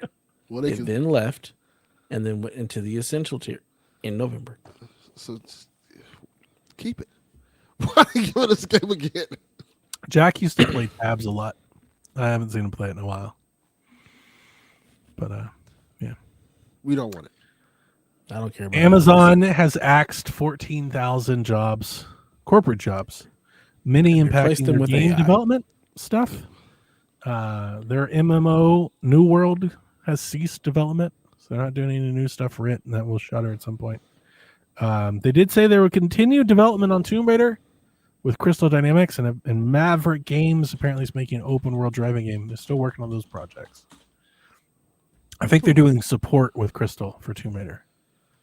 So They need to go ahead and hire them 14,000 people back and put them to work with AWS and keep the shit running. Yeah. Fucking Azure goes out, AWS goes out. Thanks, AI. yeah, I've been talking about that. It's like, obviously everybody's moving to the cloud. You know that. I know that everybody's doing it. Mhm. And my boss has mentioned on several occasions. He's like, the cloud, you never have downtime. I'm like, oh, we have downtime. I keep trying to explain it to people. We had it happen a couple weeks ago, right? That was last week. And today, that was the Azure went down. First time that I sent him, I was like, see? Yeah. And he was like, well, isn't it supposed to roll over to the other data center? I was like, yeah, but you have to have data to scale. Yeah. Like if they don't have your program to scale up, then you got nothing. And if you can't get out, Right. if it's traffic's blocked at the firewall level, at the switch level, then it doesn't matter. If you can't rescind and receive, same problem, different days, same difference. At least if it's on prem, I can Yeah. work on it and get Yeah, it back exact- up. But if it's in the cloud, I'm just at the mercy of whenever they get their shit together. We're going to move my stuff to the cloud in the next year or Oh, two God. based on when they figure it out. And it's like, that'll be the end of that. And I have made everybody's life way more comfortable because I just fix it. Mm-hmm. And now I'm just going to be like, I don't know. Let me put a call into tech support and see what happens. Not even that. Look, it's down. I'm just going to refresh the page. And when it comes back up, I'll let you know. Wow. And that's what we did with Azure today. There was nothing we could do Sure, Azure yeah, was just no, down. not my text. Where I meant like the company, like I'd call them, and like, because the funny thing, because like our business is continuity, redundancy, Ah. like that's the whole point. Yeah. So that's what we're Oh paying. well. The Run Got Next was a basketball game that you may have saw in the last year or so. I think Summer Games Fest we saw it. That game has since been rebranded to NBA The Run. It launches next year. It's a multiplayer only 3 versus 3 NBA street game. I imagine a lot of NBA players will be running really soon when the FBI come after their ass. I wonder if they're licensing directly with players or if they have a license for the whole league. The whole league. So the NBA actually reached out once they saw this game. NBA reached out to the developers and said, "Hey, do you want to talk about getting an NBA license?" And we put some stuff in there. That is really cool, by the way. So they saw this and reached out and was Game like, "Hey, looked let's." really different. Like what we saw today looked really different than what this game looked like before. Mm-hmm. And I want to say, like, I thought it looked cheaper, but maybe it's just they're closer to production. It looked worse to me. Like the animations. Okay, I didn't want to just be mean, but I was It like, does I'm look gonna worse. be it doesn't mean. look as It looked good. worse. Like- Yeah. It looks worse, but you know, But it has Luca in it. Yeah. And you Anthony gonna play Edwards. It's online. Lost no. me at multiplayer. Yeah, they totally lost me in multiplayer. Like Absolutely not. it's You NBA can't even Street Online. I Mission don't want to play mode? with people. Fuck off. What Right. is this? Absolutely not. It's Yeah. all about tournaments. I'm like, no.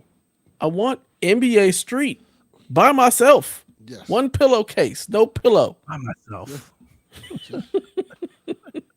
What I want is a Sunset Park video game. Just make that. Wow. Let's go, what a baby. throwback. Spaceman. Sunset Park, what time is it? Yeah. Or Above the Rim. That works too. Can you come out and play? Yeah. Absolutely. Let's go. I'm Make I'm Above down the for it. Rim.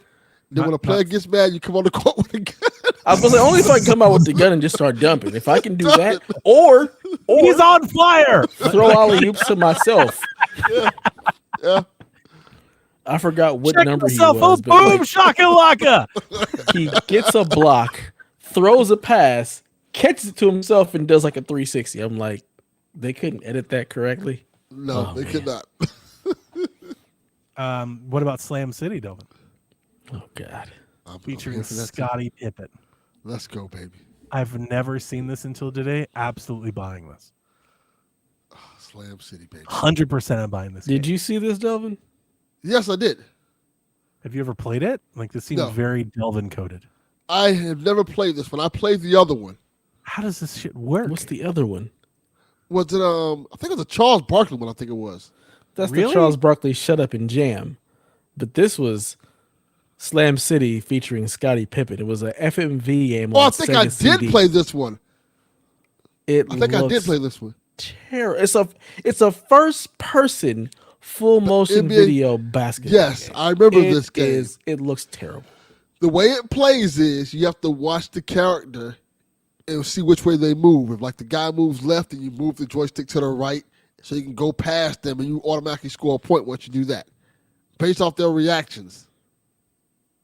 It's not good. Yes, I've played this before. Yes, you're the white guy. This looks like Nickelodeon Guts or something. This is crazy. That's correct. Did you see that shot was way off? It was not Oh even my close. God. Look at her. That's who you played for. Yeah. I remember this game.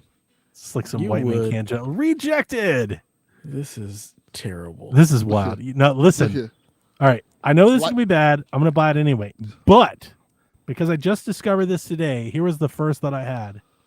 It's a great thought. This is what they should have done when they made Connect.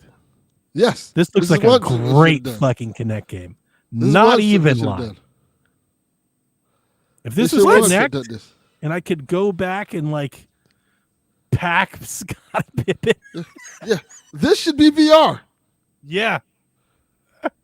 This would be so much fun, Dev. You don't think so? Hell Look, no. there's a mafia. Look, there's a pimp over here. He's Yeah, making money. this If I remember correctly, this was made around the terrible. time White Men Can't Jump. Stereotypical. That's exactly what it looks like. This was made around that time. And you would have to play these different players. Like Fingers, he was like the first guy you have to beat. Fingers. Yeah, his name was Fingers. I remember this. Look at this.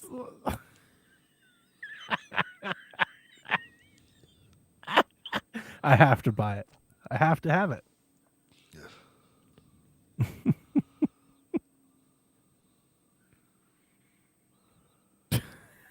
We've lost Dev. It's fucking awful. Yes. I want better for you guys. Do you? Why? Yes, you I'm guys having a love blast this over here. trash. Yeah. I want better. I want better. Master for P, you. buddy. I want you to want better.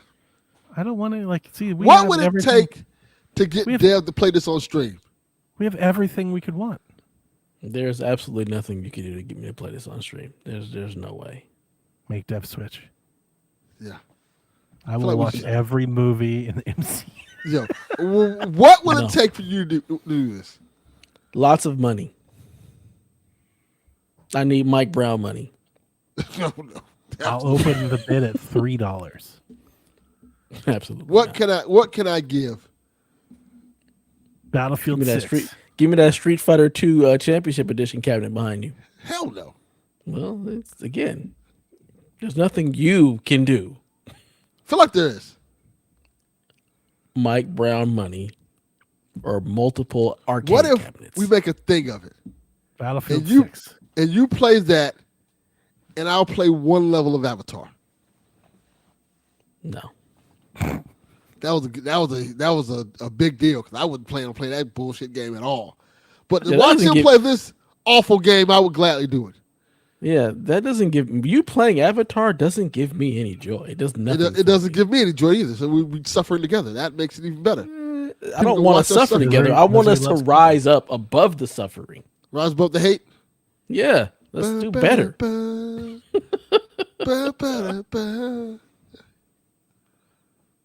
All right.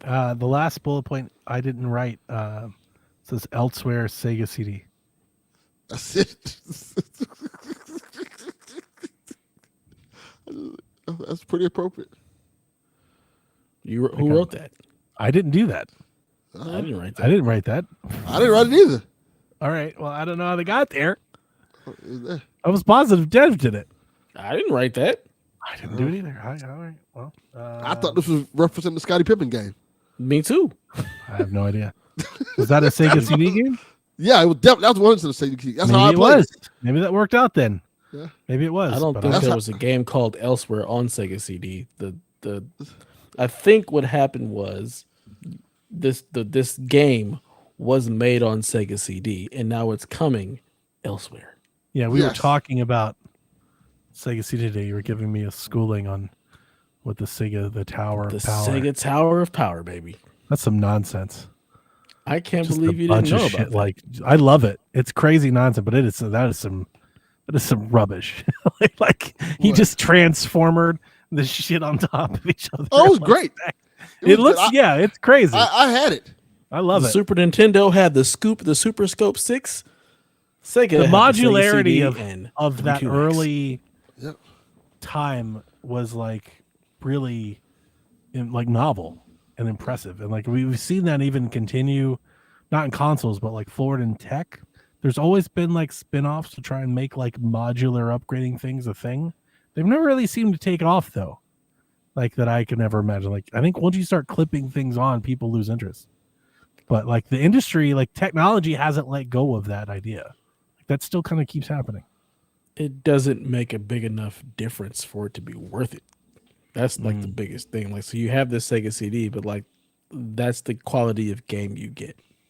Yeah. The 32X was supposed to be 32-bit versions of games. They were more expensive, but more or less it was the same exact experience you have. I didn't even know what that that's- regular cart.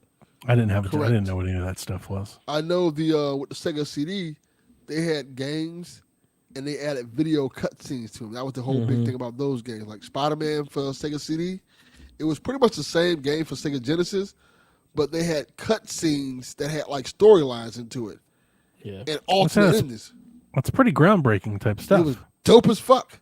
Yeah. Like if you if you get to the last level, you can look this up. If you get to the last level of Spider-Man on Sega CD and you We gotta lose, fight the Kingpin.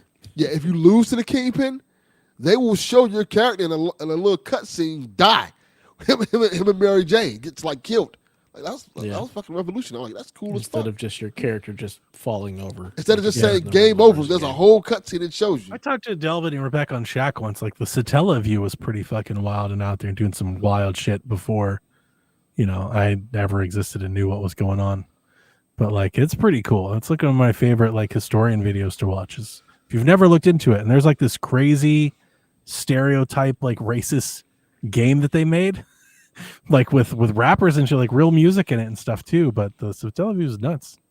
The who? The Satella view. Never heard of it. Yeah, I mean it was Japan only. Since you reminded me, I looked up the guys you have to face in Slam City. So there's Fingers, Juice, Mad Dog, always a Juice, man. Smash, and Scottie Pippen.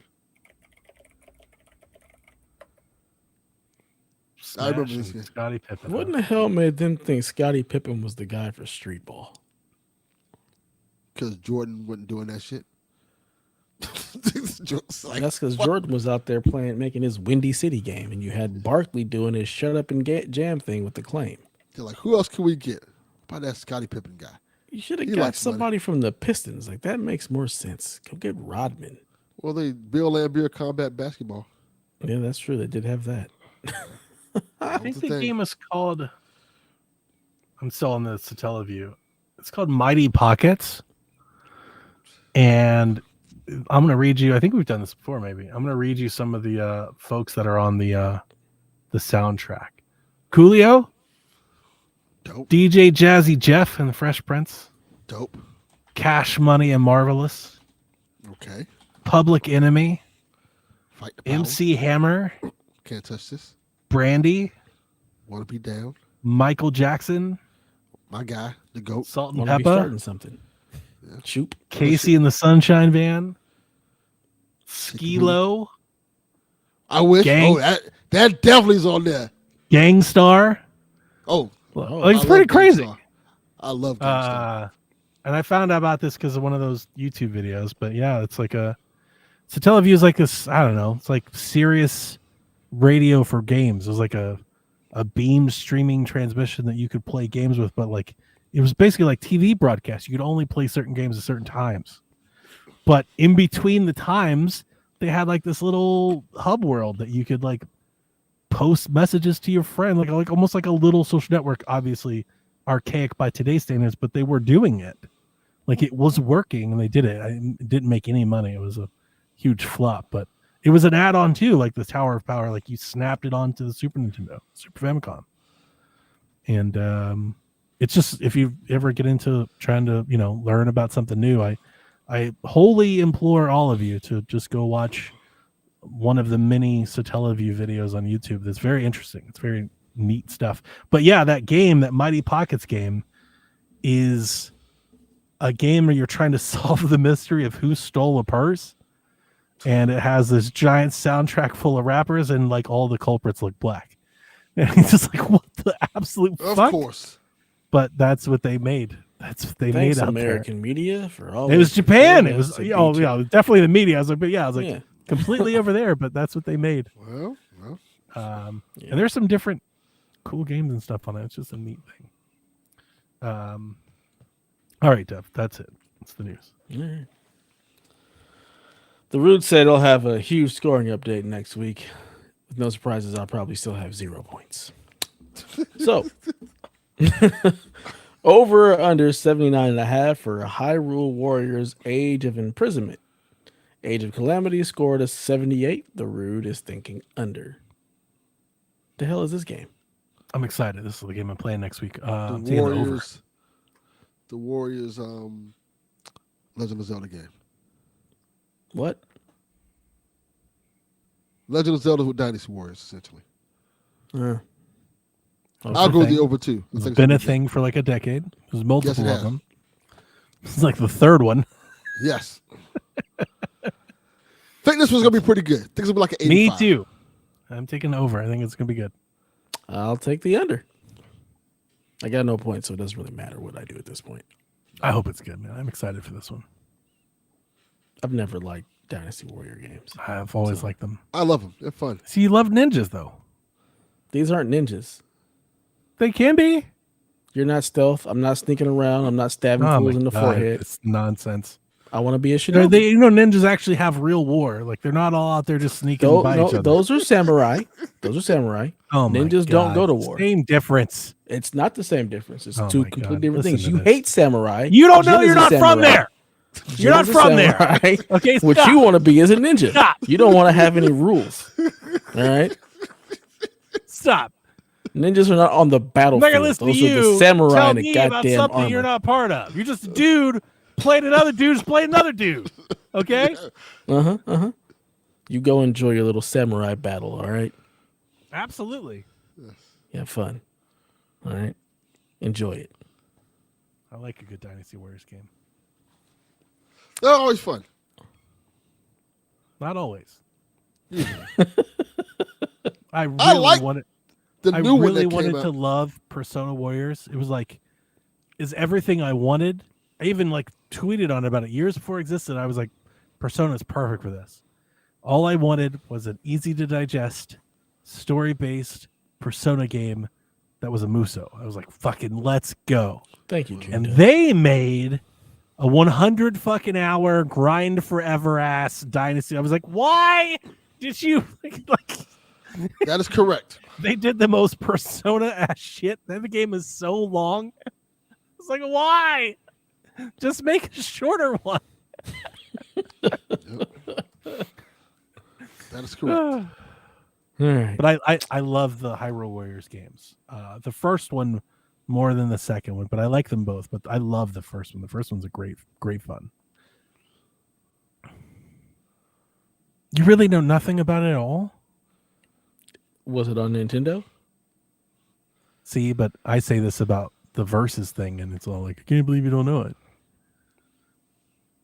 I actively avoid Nintendo. Yeah, but you talk to me every day. That is a good point. You do talk to him every day. He does. Like, there's I only do, so much you can But we avoid. You talk can't about avoid it so all. many other things. We that aren't podcast Nintendo every related. week. We sure do. And this is where I get my Nintendo stuff from. Otherwise, The first Hyrule Warriors, not that you'll ever play it. no, the I know first about the damn Hyrule Hyrule Warriors. Warriors games. I just don't give a shit about them. The first one is really cool because it's the entire Zelda timeline. So it mixes all of the games together. And it has a story and it's got time travel and honestly, all the shit that you would probably really like. The problem is it's a Dynasty Warriors game. Yeah, I know. But it is pretty great. It's even got some But yeah. hot ass anime babes in it. I don't care about any of that shit. Sia. Mommy Sia. Mm-mm. But yeah, no, I know about these games. I don't care. You gotta get them for No, thank you. for Dev's kid. No. Not at all. Not even a little bit. Should almost shut down the podcast. Sometimes you gotta shut it down. My hand hit the keyboard and damn game mode popped up, and I was like, "Oh God, what happened?" Oh no! Oh no! No! Windows! No! That would be funny. Over or under 80.5 for Black Ops 7. There's a 7? Jesus Christ. Black Ops 6 scored an 82. They The just- Root also thinks under. They just said, "Fuck it, we're just gonna keep making Black Ops." We don't care anymore. 80.5 seems. I mean, for it to fall under, that seems like a lot. But I'm going to take the under. Just I don't know why. People are digging the new one, right? The marketing and stuff. They like it or no? I think it's the opposite. I think I don't they know. don't like it. No, that's me. I've But heard a couple of Dev, them say you it. were into what they were doing and stuff. Yeah, I right? want the marketing to look cool, but I've never played a Black Ops game. I'm not playing this shit either. I've heard a There's couple like of say an they don't like actor in it, right? Some actor that everybody knows. Mm-hmm. Peter Petrelli. That's got to help. I have no Oh, yeah. idea. it. For Heroes. Mm-hmm. So I'll go the over. Fuck it. I will take the under. All right. Moving along to questions. Rob 3K says, truly the end of an era. Let's hear your favorite Xbox memories. Empire Forever. What the hell?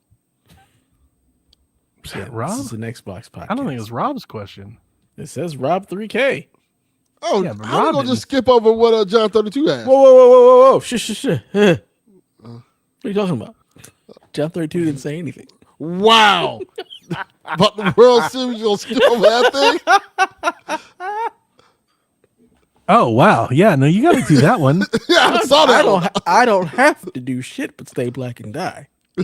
Wow, you got to do that one. The Rude's a part of the show. Yeah. Darude didn't ask this. He did. He asked it in honor of John 32. Yeah, no, the Rude did ask this. He Again, asked it. He's the I don't subject have of to the do question. Shit, but stay black and die. All right. This is how the NBA players got in trouble. Just picking what they want to answer, what they want to do. We ain't got to play this quarter. Why did he ask that? I'm gotta point be, shaving over here. You know why you don't want to ask that. I don't remember who asked it though. Like, I think I put Rob because maybe I was talking. Rob came back to the Discord, so like maybe I was talking to Rob. Maybe. I have no idea, but I don't think he asked that. Well, whoever you are, someone asked Yeah, whoever you are. about their favorite Xbox memories. Empire Forever. No, wait a minute. We're not. It's about the World Series. What are you talking about? Who do you have winning the World Series? Blue Jays or Dodgers? Based on Says what the happened series tonight, is tied. Game The series, 5 is, should the series be right. is not tied. it's not tied. That's why he don't want to answer the question. Oh, The series So I is assume- Blue Jays 3-2. nice. Have the Blue Jays ever won a World Series? Hell if I know. It's baseball. I don't care. You know what? I hope the Jays win. You 'Cause know the what? Dodgers are just the Yankees. They've just bought every good player, so it's not Not a fun. bad thing. Nobody wants that. That's what LA does. We don't actually have anything homegrown. We just steal from everywhere else. Like LeBron James. Basically. They stole. We don't need him. We don't need him, clearly. They don't need it. This is the thing. We want Let's to trade let's trade him now. I'll go with the Blue Jays And I'm abstaining. because I want the point. And they're closer to winning.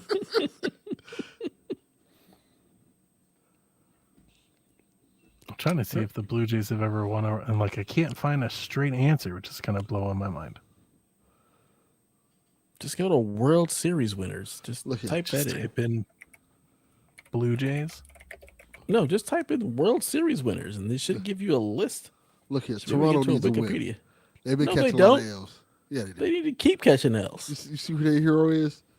I know who their hero You know, is. they won. They won in the 90s. Twice. Oh, okay. Good for them.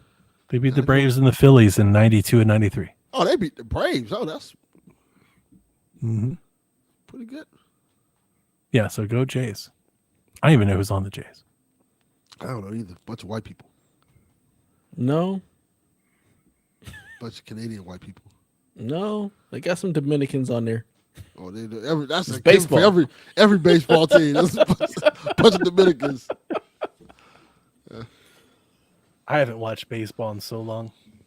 I've never watched baseball, Like it's so I'm not answering the question I because I, feel don't like want it's been a couple years since I've watched like a full baseball game. It's been Like 20 several years maybe. This may have been a 3, 4, 5 year thing. It's You're been not like missing anything. 20 years since I watched a baseball game. It's probably when I went to one like this is goddamn boring. Yep. So moving on, what's your favorite Xbox memory? Oh, this should be fun.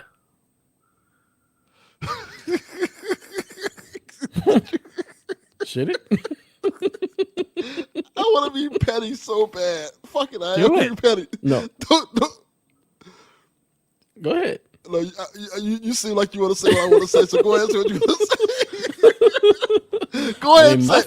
Mine is them dying right now. That's my favorite Xbox Favorite memory is right now. right now. It's so sad. Look, I don't think. Look, during the PS3 era, I had to hear nonstop about how great the fucking Xbox Live. 'Cause it was so much better. Xbox. But I don't play online. I didn't care about no Xbox Live. I I'm never like, bragged about Xbox Live, but the that's 360 in all general, I had to the hear about. 360 was way better for like years. What was better about it? The only thing that wasn't better was the Red Ring of Death. That was objectively worse, but everything else was great. Didn't have Uncharted. For Wasn't better. me, it helped because it was cheaper. Yeah, but Uncharted didn't show up until later, though, right? Like 2 years later. Yeah. And the PS3 came out a year after the Xbox. I never found Uncharted until way later, so maybe that's just my own timeline. But yeah, Xbox just never had anything I wanted to play, so I'm like, I don't want this system. So my favorite memory is all the Xbox fans cheering for Sony's death when Activision got bought. They just hoot on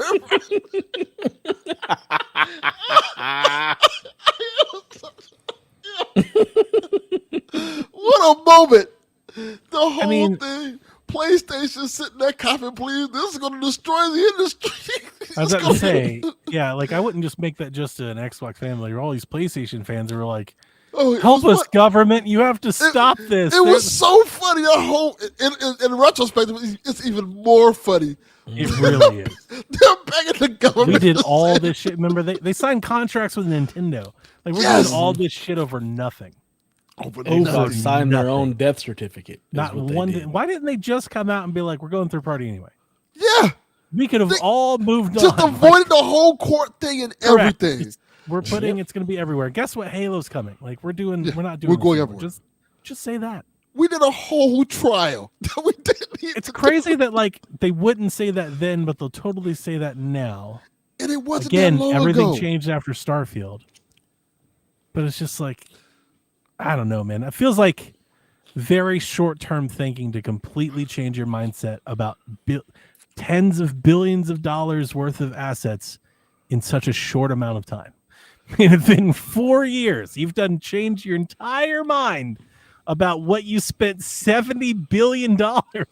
There were whole conversations. People did podcasts about that. Hey, they might not bring Call of Duty to PlayStation now. Call of Duty might be Xbox exclusive. We were hearing like PlayStation, they've got to find somebody to make Killzone. We got to get shooters again. Yeah, that was a thing. That was a thing for a moment. It's so funny you say like after the Starfield thing, it's like what made them think that Starfield was like the Xbox franchise to like really rein it all in? Just big Bethesda game, right? Big Bethesda game was like is that the Xbox audience? I think when they got Bethesda, I think they thought they were getting Skyrim. They thought they were like, this is the next Skyrim. And they kept saying it was Skyrim in space, essentially. Yeah, that was the whole thing. They thought impact-wise. Did they say that, or did everybody else say that? Impact-wise, they thought it was going to be a Skyrim-like game. Yeah, Skyrim in space. And then Elder Scrolls would come back out after that, not too long after that. So people were just really hyped for it. And they just... Yeah, it never was that. Even if you liked it, you have to admit it just wasn't that. It wasn't a game of here's the thing. It was successful, so I don't even know if I can say this because it did sell.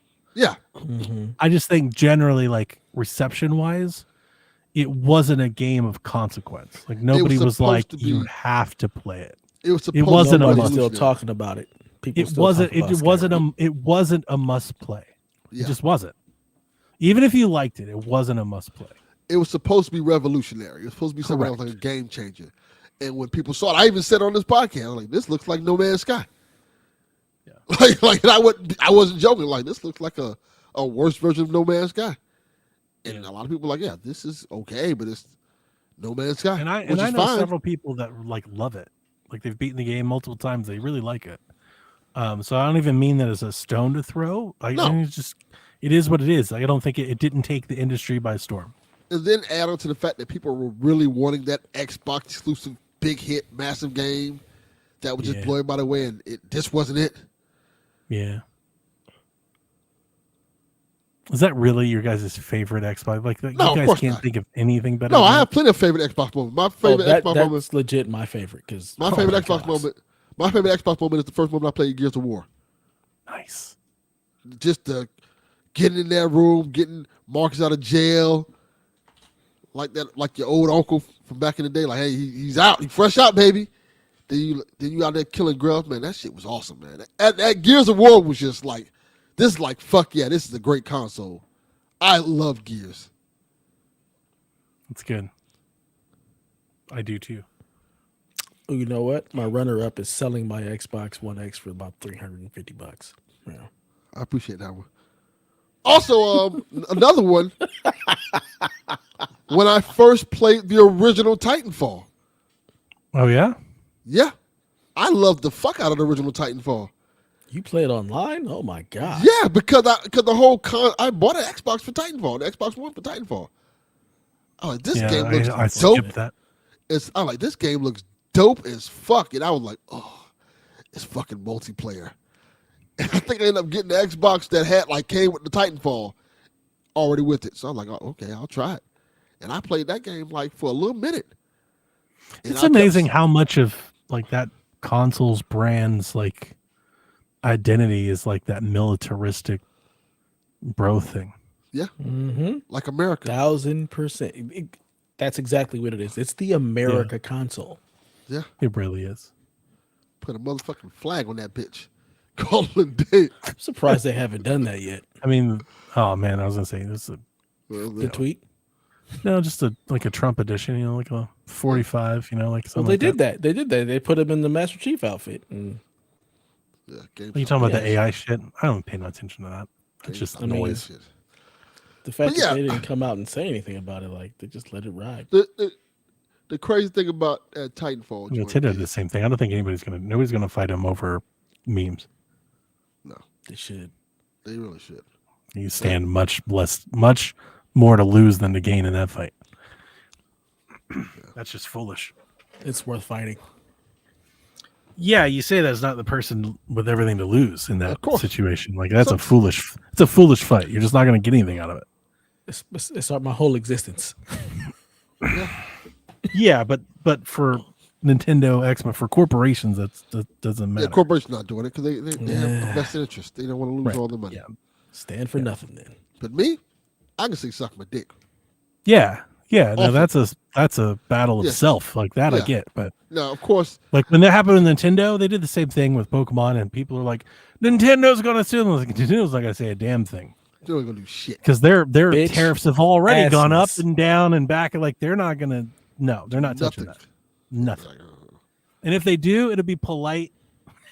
It'll be polite and probably back channeled or but they're not gonna. Hey, they're can not you going to mind- court with the Hey, U.S. can you mind government. not It's putting not that happening. up, please, Mr. Trump? They may send a Mr. cease and Trump. desist or something. Yeah, that's what they'll say. They're gonna But be that's nice. it. They're not gonna actually fight. Didn't they put out a statement about that?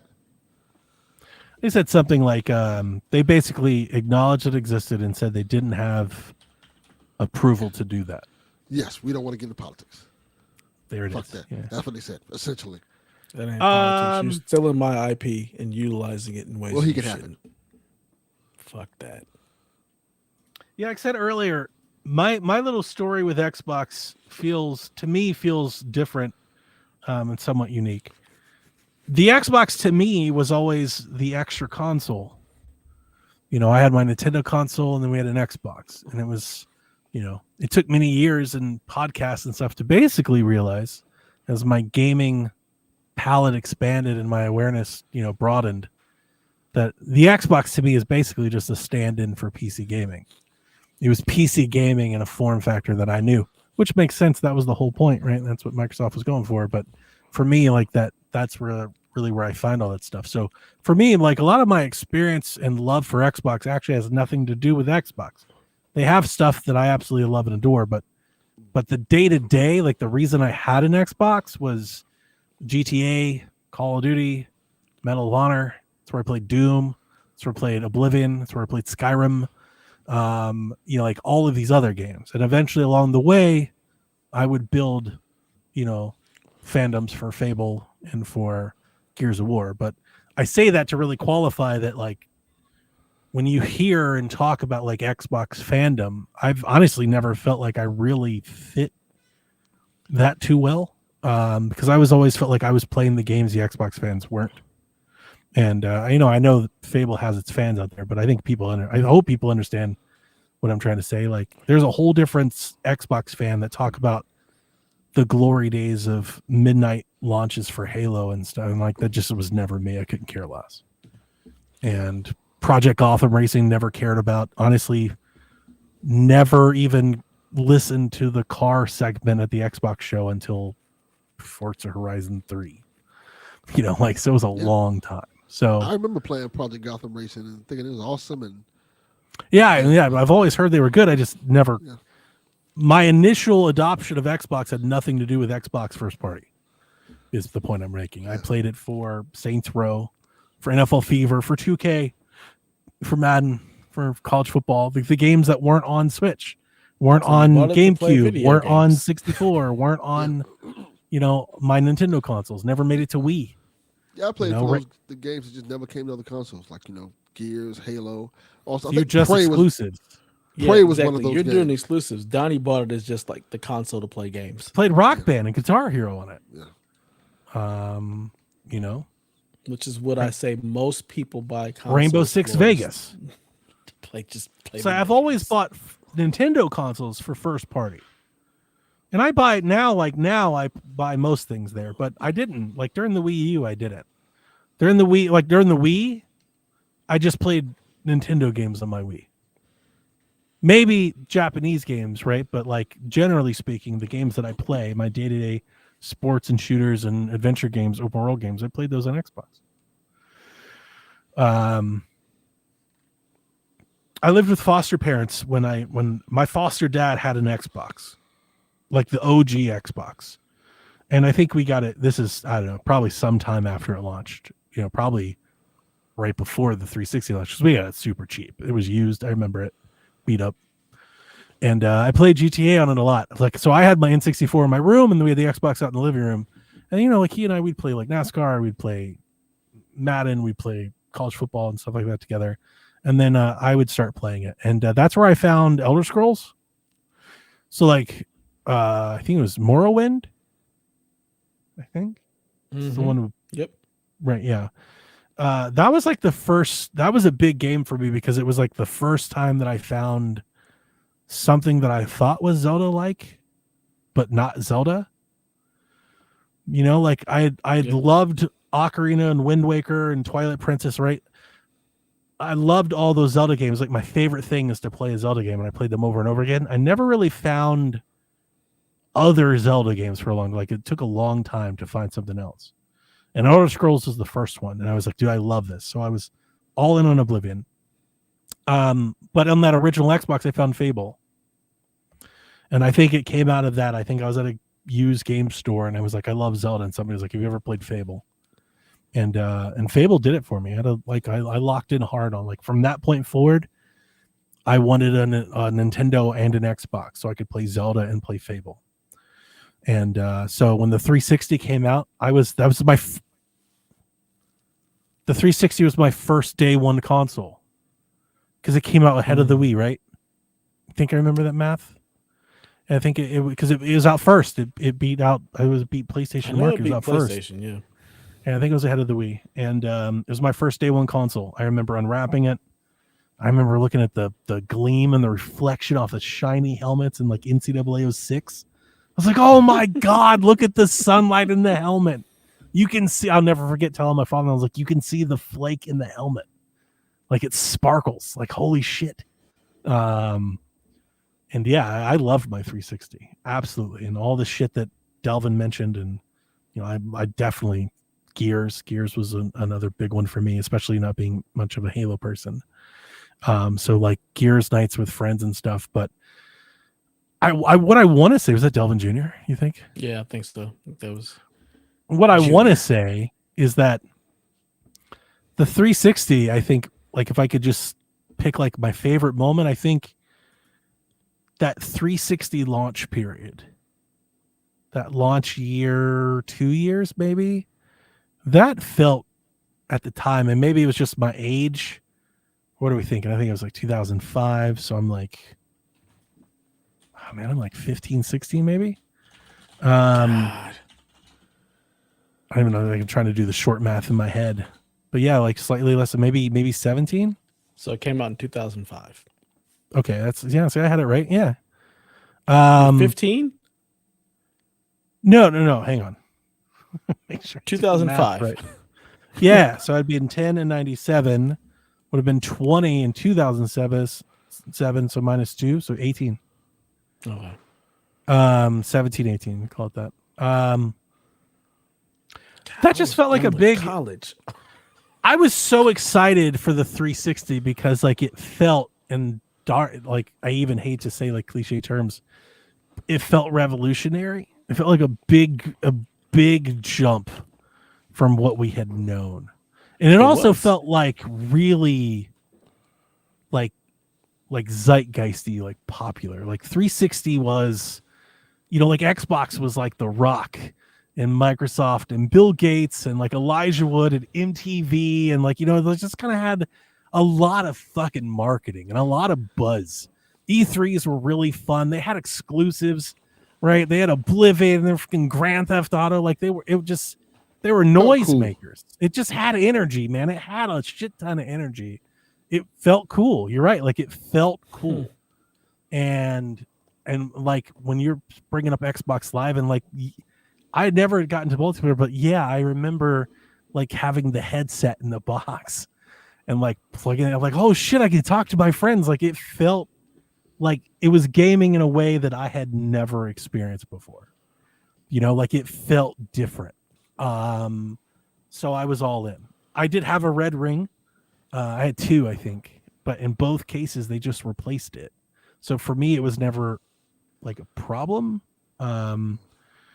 But yeah, like I think like if I could just, I don't know, I know that's not a specific point. It's more like a time frame, but just everything about that lead up to that launch. And also like that's around the same time. That's when I start finding game sites, game blogs, game forum. That's when I start connecting more with gaming. It's like before that, I talk about all this time, like I was always gaming, but like never on time with the rest of you, always behind.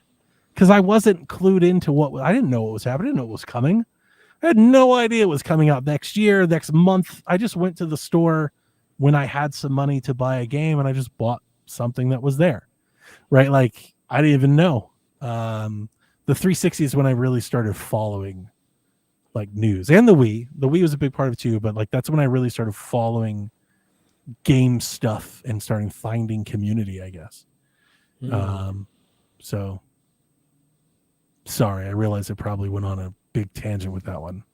No, you're good. This is your favorite experience with Xbox. This makes perfect sense. It's just the 360 is very like Attitude Era. It is. It just feels very symbolic of that time. And it was pretty crazy. I remember I called in sick to work the day they swapped out the dashboard for like the new OS because it blew my mind. I was like, holy shit, we're getting just like now the new full screen Xbox experience. Like you gotta see it. Like they had like the avatars and shit because you remember we had the blades, which I love, right? And I'm very nostalgic for the blades. But then they like one day you just got an update and it swapped all of that shit out, and the entire system changed. Yeah. Like all the navigation UI changed. They had a Netflix. They're like, oh shit, Netflix. Like PS2 had, DVDs, PlayStation 3 had Blu-rays, but both PlayStation 3, like the fact that PlayStation 3 and the Wii and the 360 had Netflix was a big deal. It was. Before we all had streaming everything everywhere on everything, like having a device that could do that was a big deal. Like so many years after that, through the recession and my first child and living literally broke and paycheck to paycheck, and like we lived off that 360. It was our entertainment hub. I own episodes of TV and subscriptions to Netflix because that was television. Like we all did 360. So yeah, that'd be my favorite. Like I love that whole time. And then the Matric happened. I got matricked. It all went to shit. And the sad part is I love the Kinect. Even the Kinect 2. Like the Kinect was great.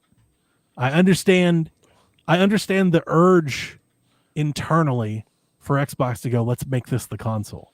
Yeah. And I even give them respect for like doing as far as they did, but boy, it was a big mistake. Yeah. And it brings ghosts. Well, you can see ghosts with it. Yeah. Paranormal Activity. You could see ghosts. You meant like I always bring that up. Thank you, Delvin. Do you ever remember the moment you realized your Kinect could see ghosts? That was like the scariest shit. I was like, oh no. What? In Paranormal Activity 3? 3. 2? Yeah. 3? I think it's 3, yeah. They have there's a Kinect in the house. You know Paranormal Activity, right? It's the ghost films, like a home theater. Yeah. So it's filming, and the Kinect at night, like I guess in the dark, projects like dots onto the room to track you. It has like a light, you can see it. So in the movie, you see a ghost move through the field. I was like, oh no, we got to get rid of the Kinect tonight. That's how you get hilarious. ghosts. That's what I'm saying. Like Xbox felt like the culture. It pop was culture, like the the was zeitgeist. culture. Like it was in movies and shit. Like everybody was doing Xbox. Like fucking The Rock was talking Xbox. Like what are we doing So here? Interesting. My experience was completely different. Because Sony walked out and said $5.99, and you were like, "Let's go!" Yep. Well, none of my friends played Xbox, so like my whole community Y'all was just all all just PlayStation. rich, just $700 consoles out here. I was also 24. Like I was out of high school. I had my own- the big like, age difference. very different. Very You're different. So independent. I'm not Yeah. out of college, working. So in high school. yeah. Just very, very different experience. And yeah, Xbox was never, because none of my friends played Xbox, we all were all PlayStation. Like none of us gave a shit about the Xbox 360. It's like, okay. Especially if none of us played Halo, Gears, none of the exclusives did anything. So for us, it's just like, That's the part where I've always Okay. disconnected, because I never really bought an Xbox because of exclusives. so Yeah. we just waited a year till PlayStation came out, and that's where we played all of the same games. Like bought it for games. Played Madden. I remember the first time I got a PlayStation 3, it was pretty early on. And I think the PS3 had such an arc from the beginning of what that console was to what it finished. Because the beginning of that console, I think, is pretty fucking rough. Like the OS, the delivery, and like how it would install and the navigate, like it all just felt really, really clunky. I remember they had like that Sony music service and stuff that they were trying to do. Like they had a lot of stuff that they were trying to do. And then eventually, I don't know when, but eventually it felt like it got very game centric. And then they got the cheaper model, and I think they refined, the XMB, and then like it really hit its strut. But I think for the first couple of years there, like I always looked down on it. I don't think it ever really changed the XMB. It was all the same. It was just different services that No. weren't available. They definitely folding they at home. they They added upgraded it. themes. They upgraded a lot. Like if you go from the piano day one to they upgraded a lot, Dev. Like there's a lot. I never changed themes. Like that's the other thing. Like Yeah, it's even I think the organization, the way like the the stuff is PlayStation Store was organized, the and best. like they really bad. rebuilt the whole the store. PlayStation Store is trash. whole store The PlayStation changed. Store was always trash. It was just Yeah. a web browser. But I also didn't use the store because I wasn't buying digital games. And maybe this is a better way of putting it. Coming from the Xbox, in comparison, it felt It was bad. sluggish, slow to like Yeah. it felt antiquated. We're like, because They- Xbox Live felt futuristic. It was like this is way better. I think the way that I interact with consoles is also very different. Like it wasn't my hub. It was just the thing I put the disc in to play the game. So there wasn't a whole lot of and the a UI lot of was that. that's what I'm saying, and the UI was representative of that. Xbox, gaming it's too, funny boot that we're talking about them just dropping live, and you're like, yeah, that makes sense, just multiplayer. But like, live at its wasn't just multiplayer. No, it was You weren't. community. It was like a social network. It was like Yeah. fucking Facebook or something. Correct. Like they really got away from that. But like, it was a different thing. It was a whole Yeah. That's what I'm talking about. I wasn't talking about just the multiplayer. I'm talking about the social aspect. I didn't give Yeah. a shit about any of that. I literally bought goods for my avatar. Yeah, I always thought that was the dumbest thing in the Sure, world. of course, I'm like, everybody did horse armor, like the whole gen. But why like, would you? I did it for I got I got Ohio State jersey, Browns jersey, and shit for my little avatar. It's gotta look like Yeah. you. Gotta have your swag on. Hell yeah, you gotta know it's me when I pop into Yeah. the game invite. Dude, There's no oh game fuck invites me. happening. Xbox Live Arcade, Dev, I was in heaven. Some of my favorite fucking Braid, Geometry Wars, Castle Crashers. Honestly, I've said this a million times, is how I would say discovered, maybe rediscovered. My entire life until Xbox Live Arcade came along, I thought Doom was Doom 64. Because I only played Doom and I only played Doom 64. Now, I think because of that, I think I have a much higher opinion than most on Doom 64. Like, I really liked Doom 64, but like, I didn't find Doom proper until Xbox Live Arcade. And I remember just being able to like, I just get to download Doom. I thought that was the coolest thing. And of course, we take all of these things for granted now. Like, this is just the way things are now. But back then, digital distribution indies, there was a huge deal. Like, it opened up so many games and so many cheap games. You get so many damn games for like $5, you know, $10, like brand new games. I loved that shit. Absolutely loved it. Yeah. I'm glad you had a good time with it. Just again, I just can't relate. It just I miss wasn't my it. experience. I don't miss the hard drives. I don't remember all the memory hard drives and snap-ons that we would have with the consoles, the 360. That's right, because it launched because they had like the base edition that had like a 4 gig hard drive or something, and then there was like They eventually got there. I Elite or thought the something. first one launched with 20. That's correct. And then 20. there was like God. and then one day we got to like a 120 or a 320, maybe 100. I don't know. 20, But 60, 120. 60. And it was another one. Yeah. And those things Yeah. were expensive.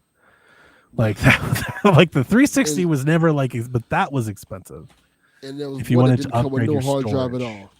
Yeah, that's what I Yeah, remember, there was the E model, I think. Yeah, it came with like you get like a But card. I probably would have been interested in a PlayStation 3, but it was so like it was like the ROG Ally now. Like to even look at the price, you're like, I remember arguing with people at the time. They were like, "It's great," and I remember people were like, "It could be Red Ring." I'm like, "Yeah, but I could buy 3 of these before I buy one of those." Like, it's so expensive.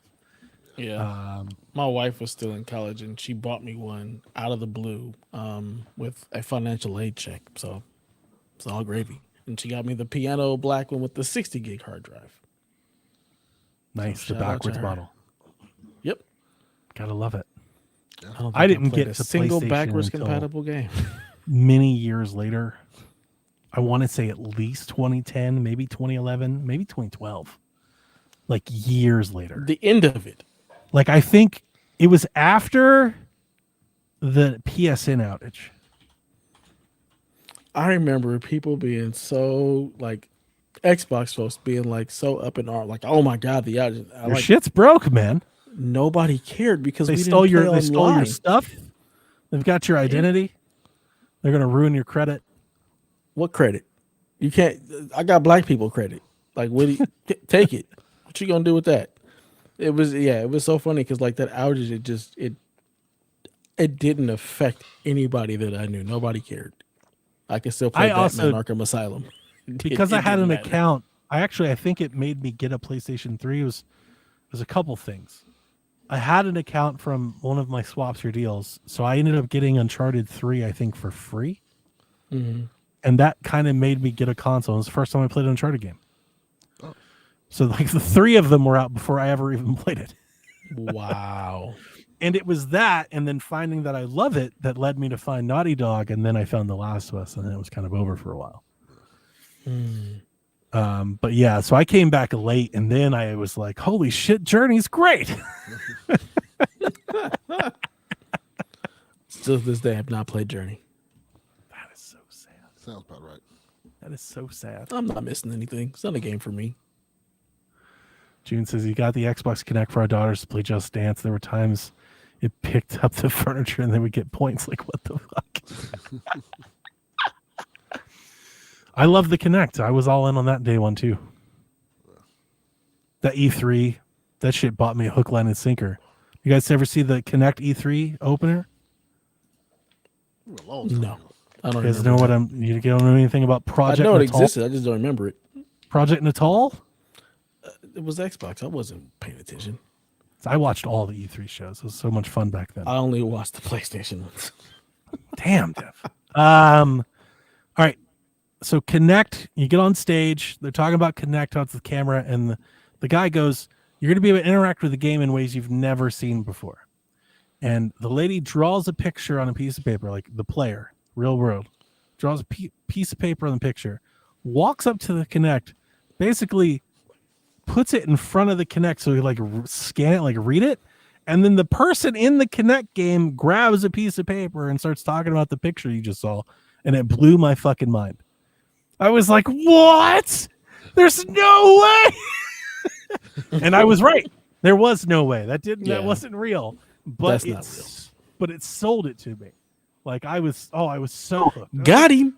This is crazy. Like, yeah, I thought we were seeing again revolutionary. Like I felt like I had like a wonder for games. I think games had a wonder at that time that I don't think we really have anymore. Like they're all just PC boxes. They all look like PC. They're all just doing PC box shit. We still have But that back wonder. It's then, called shit was Nintendo. weird. We had Connect. We had Move. The Wii Motion thing, a fucking balance board. Like everybody had weird. Like gaming was still weird. You draw tablet. We were still doing weird. Like it felt indie. It was like doing weird indie shit. Yeah. Not like I think indie game, like indie tech, like the dawn of, I'm the like same it still I'm the felt same. like I was shit the same set back. person that I am now. I thought that shit was dumb. Like, shit out of here. People wrapping their 360s in towels and shit, trying to bake the solder back. Like, I remember that. Couldn't be me. right?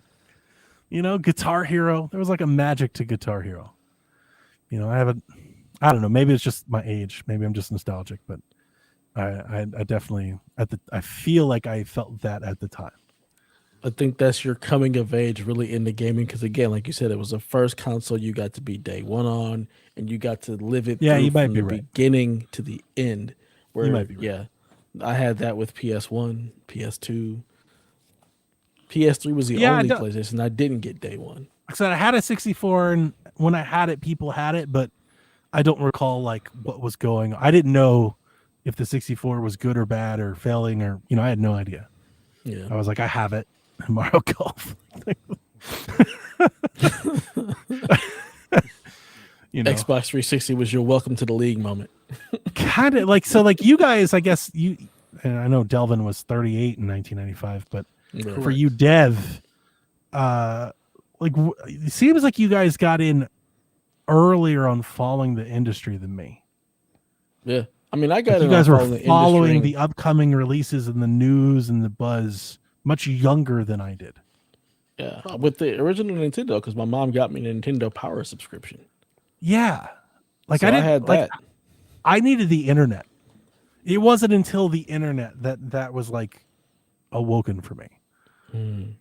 Everything else is like hearsay from the playground, from GameStop, but just what people would say. Commercials here and there. Yeah. I don't know about you, Dylan, but yeah, I had all the game magazines. Like I would always like every month I'm looking to go to the the magazine rack to go find GamePro, EGM. I had the subscription to Nintendo Power, so I had all my Nintendo news, but then the GamePros, the EGMs, and eventually there was a magazine called Play that I really liked. Wizard magazine for like the comic books and stuff like How that. old were you when you really started doing this? Let's see. How old was I in '86? Yeah. Because that was when I got to play. That's How when old I got were you the in Nintendo. 86? I What are we was talking about? I was 5. So you have like a 10-year head start on this for me. Mm-hmm. Because I wasn't doing this until honestly, as much as I can recall, maybe tail end of the GameCube, but like I remember hearing rumors about what the Wii was. And that's when I started. So it was junior senior high school was 2005 2006 for me. So right at the dawn of 360 Wii, that's really when I started to get into this stuff. Yeah, man. The Nintendo Power, and then we bought. I forgot what game we went to Toys R Us and bought, and they gave us the initial first issue of Game Pro. So like from day one with video games, I've got these companion books that have all this information for gaming, and that just sparked it. So I realized, oh, I get these every month. So every month, like I'm waiting for the mail to arrive with my new Nintendo Power, so I can see what is coming next. Like what's the next game? What's the new things that are coming out? And then going to the newsstand to see, okay, is there a new Game Pro yet? Is there a new EGM yet? So that was always it was just part of gaming. Gaming was synonymous with the gaming magazines for me. They just went hand in hand. I feel like you've given me a better appreciation for folks' connections to magazines. Because I've heard that in our Discord and our listeners for years. I know people always talk about having them, and I would get one occasionally. Maybe at a Kroger or something, and there's one on the shelves, But like you were devouring that information. Mm-hmm. Yeah, I never had that. I don't think until like at least I'd say maybe like 2003, 2004. Before that, games were like toys. I just had this game system. I didn't care if it was literally, I don't think I ever cared about whether a system was better or not until the Wii 360 thing. Because then all of the consoles, they were like, well, this has got the emotion engine, and then the Wii is like, it's the revolution, and the controller, and the 360's Xbox Live Arcade. That's when I was actually starting to like, all right, pros and cons. Like let's do bean counters for these. Before, I don't think I ever gave a shit if my GameCube was strong, my N60. I never cared. I never even thought about it. I was like, I don't know. I don't think I started caring about what things were better until the PlayStation era, when you actually got to see that. But like Genesis or Super Nintendo, it wasn't about which one was stronger or anything. It was just like, what games do they have? Like, yeah. With EA, for example, like the sports games just played better on Genesis than they did on Super Nintendo. So like you wanted to have both because you wanted to play Madden or Bulls versus Blazers on the Genesis because it just ran better. Super Nintendo, like you wanted that for like all the RPGs and Secret of Mana and F-Zero and all the different like Nintendo licensed properties. Where with Sega, like it was just a totally different vibe. It was way more arcadey. So like Altered Beast, as much as people hate that game, it was dope to be able to see that as an arcade cabinet and then also on the Genesis. There's another game called DJ Boy that was just a lot of fun. You were a DJ on roller skates. It was a side scroller beat 'em up, but it was also something that was in the arcade. So you'd have that also on the Genesis. And then like Street Fighter. Oh my God, I can play this at home now. Like portables, like, oh, you can take your games with you. It's like, oh shit, you don't have to go to the arcade now. Final Fight, like all these games we were playing in the arcade started coming to the Super Nintendo and the Sega Genesis. So being able to have home versions of those was incredible. Like I got my Super Nintendo with Street Fighter 2 for Christmas. Great. Yeah. This is all like, as I say, around that 2002 thing. Like I never really did magazines until Game Informer. I got Game Informer part of the subscription. I always read that. That might have actually been right around when it started. But I used to go to GameSpot to get the E3 discs. And that was like, I got to see the new game, like. Did you rent games from like a mom and pop store before like Blockbuster? No. See, I think that was also another thing that was huge for me. I've rented games and movies. It was always from Blockbuster or Hollywood Video. So around the corner from me, there was a mom and pop video store that rented video games. So every time I had a couple of bucks, I would go around the corner to this video store and look for the games that I saw in the magazine that I thought I wanted to play. And I would rent games based on that. There were some trash games and there were some good games. Yeah, but you had the ability to really like sample a selection. Dude, I played the same like 7 N64 games for like a decade. Yeah.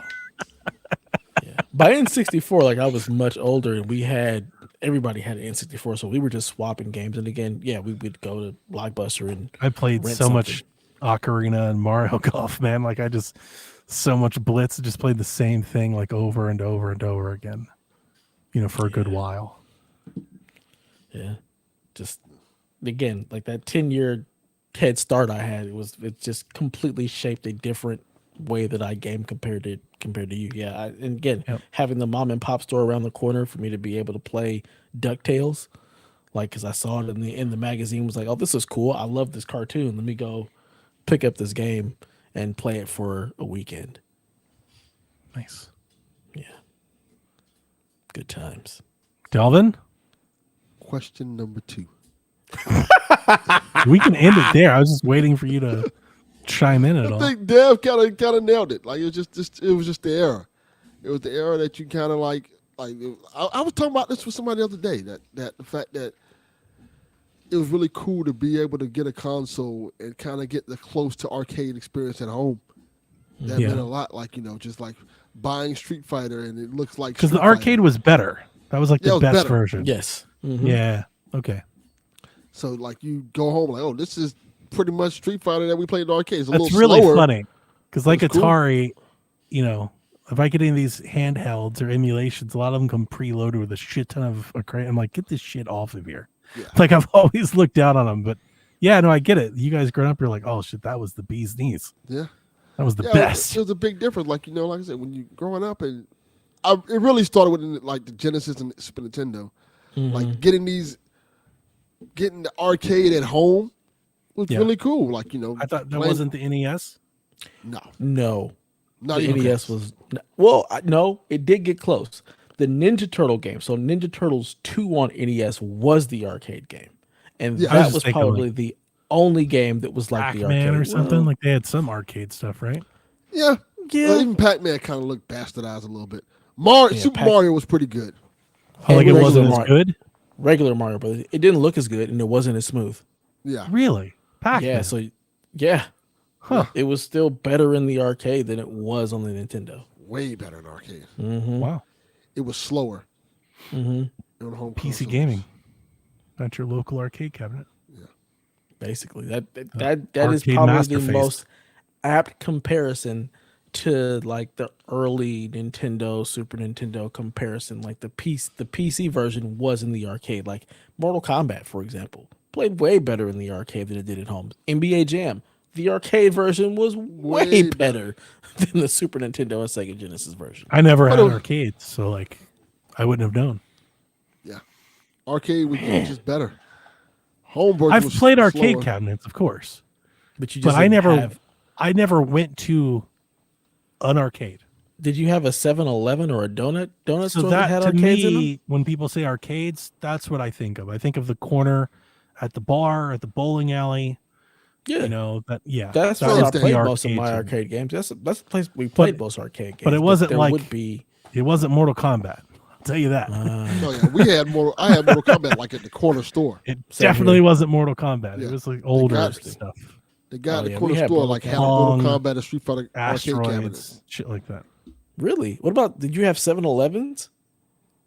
I'm sure I did. I mean, They didn't have arcade games. I didn't go. Well, one, I mean, I just at the time, or at least the time that I'm thinking of, my time in Ohio, we were poor. We moved around a lot. Didn't have a lot of possessions. My mom never had a car, I mean, we walked. so I guess I lived in the inner city, so everything was didn't have any money. walking distance. I didn't have any money either, but if I had a quarter, But to they, go like, play you guys talk Final like, Fight. and I've seen it in movies and stuff, like a whole business that's just an arcade, like an arcade. so Like I've never seen that. To me, like the arcade is like the side of the bowling alley. That's the arcade. for the most part, it was. There was only one place that I ever went that had that type of arcade. That was the arcade, and that was at the mall in a pizza parlor that Correct. had a large arcade. Gotcha. By my old house, I had a corner store that had like 2 video game cabinets in it. One was Mortal Kombat, one was Street Fighter 2. I remember NBA Jam.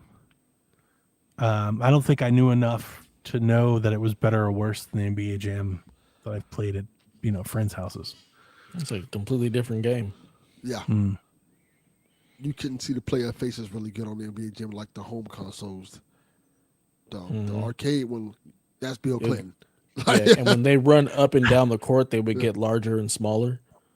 Yes. The Super Nintendo and Genesis version did not have that at all. Yeah, The I sound was was definitely. better. That's what I was saying. It wasn't until closer to the Wii that I was even caring about that. I think it was the GameCube. GameCube was like the time where talking about different levels of fidelity was like something I started to engage in. Interesting. Yeah, but for the most part, yeah, most of my arcade games were played at the 7-Eleven. They had Final Fight, they'd have Metal Slug, or just a Neo Geo cabinet with a bunch of games in it. So Samurai Showdown, you'd have Street Fighter, you'd I have have the Neo Geo collections on Switch. yeah. So all those games would come in one cabinet, and you could pick between like 3 or 4 games, and then they would just cycle them out. So like Was the Neo arcade Geo cabinets would just an cycle. arcade cabinet, No, it or was was a it something console. else? That's what I was thinking. It's Because I both. never knew what this was, never had one or saw one when I was growing up. But because of these collections, I've played all of the games. And if they ran like that on whatever it was, the Neo Geo was some hot shit, man. It was. Not and it gonna was lie to also you. $500 in Well, the it was worth 90s. it because Nobody based on had the one. based on the other stuff that I was playing, like at that time or even later than that, like there's a lot of cases that shit was better than shit I was playing 10 years after that. Like what they Yeah. were doing animation and like video and shit it's pretty great. Yeah. Neo Like Geo Turf was the Master cream of the still crop. holds up. Like it's still good. I was playing that shit. I was like, yo, this is really good though. How does it Neo look so Geo. good? How is it so smooth?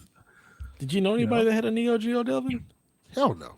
They were I like didn't even know $1,000. I didn't even know it existed until, not And there too were 2 recently. versions. There was like the Neo Geo, and there was like a Neo Geo Gold. It was more expensive. Yeah. And it literally was like having the arcade cabinet at home, because you could also take your game saves and go to the arcade and Oh, wow. continue them. That's in some the mind arcade. blowing shit for you guys back then. Memory card. Mm-hmm. Like, wow, that's crazy. But again, I never knew a single person was that poor. had one. Yeah, because that shit was $500 Samurai in Showdown looks nice. 1991. It's good looking. Like, yeah, it's a really Samurai Showdown cool was awesome. vibe. Neo Geo stuff. Yep. Those were good times. Good times. That's what I'm nostalgic for. Like, that's the stuff that I miss. I miss the pizza parlor, the arcades, the 16-bit era, the magazines. That's the shit that I miss. That's what I'd go back to in a heartbeat. Freddie Fazbear. Yeah. In a heartbeat. No second thoughts. Take me back. Yeah. Yeah, I mean, I kind of get it, but it's definitely different. You have more professional coverage. It's like I think I'm very nostalgic for like indie web game coverage. There were a lot of like sites just popping up, like the .com boom and shit. Just like IGN 64 and like all these forums and different places. And it was fun following and finding outlets of them before YouTube, before cell phones, before all that. Finding guides was like such a big deal. Yeah, I never did any of that because I had the magazines. Like, I didn't go to forums. I just yeah. it was never I a did that thing. to talk to people, to do what we're doing now, to find my future podcast host. I found you. Yeah. I don't even remember how I found Married to the Game, which is the crazy part. Like, I always think back, how the hell did I find this podcast? And for the life of me, cannot remember how I found it.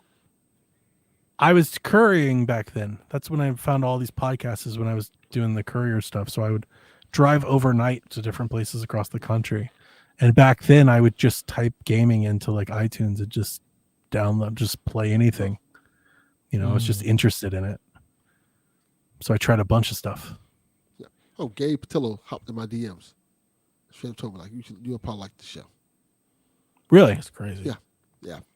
I think I was on a podcast called Geek Now that Wise. you say that, I remember him. Yeah, that he used to just do that.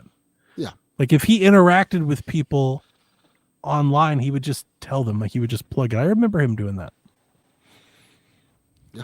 Yeah. He was I good wasn't at that. even on Twitter. Like, I wasn't on social media at all. I don't know how what's funny is Barrett33. Barrett is like one of the person who was telling me to listen to podcasts. He was like, you might like podcasts. Like you might like Podcast Beyond. And I think that is the first podcast that I ever listened to. Because at first I was like, I don't want to listen to people talk about video games. Like, I'm good. And again, this was Yeah, God, mine was Nintendo Voice I Chat. was 30 at that point. I was much younger, but NVC, Audrey Never- Drake and I've Rich never George. listened to it. Oh, That's why no we do the idea who Greetings those people are. Couplings. The Greetings Couplings is Audrey Drake's thing. I thought that was just something you made up. No, I've ripped it off. Because I really liked them, and that's when I kind of get into it. And then they both left and moved on to better careers, and I never really could. The podcast really fell off for me. Podcasts are so host centric. Like I liked Jose, but they just kept having turnover, and I just eventually, moved on. But yeah. my Greetings Couplings was a shout out to like my favorite era of that show. Mm.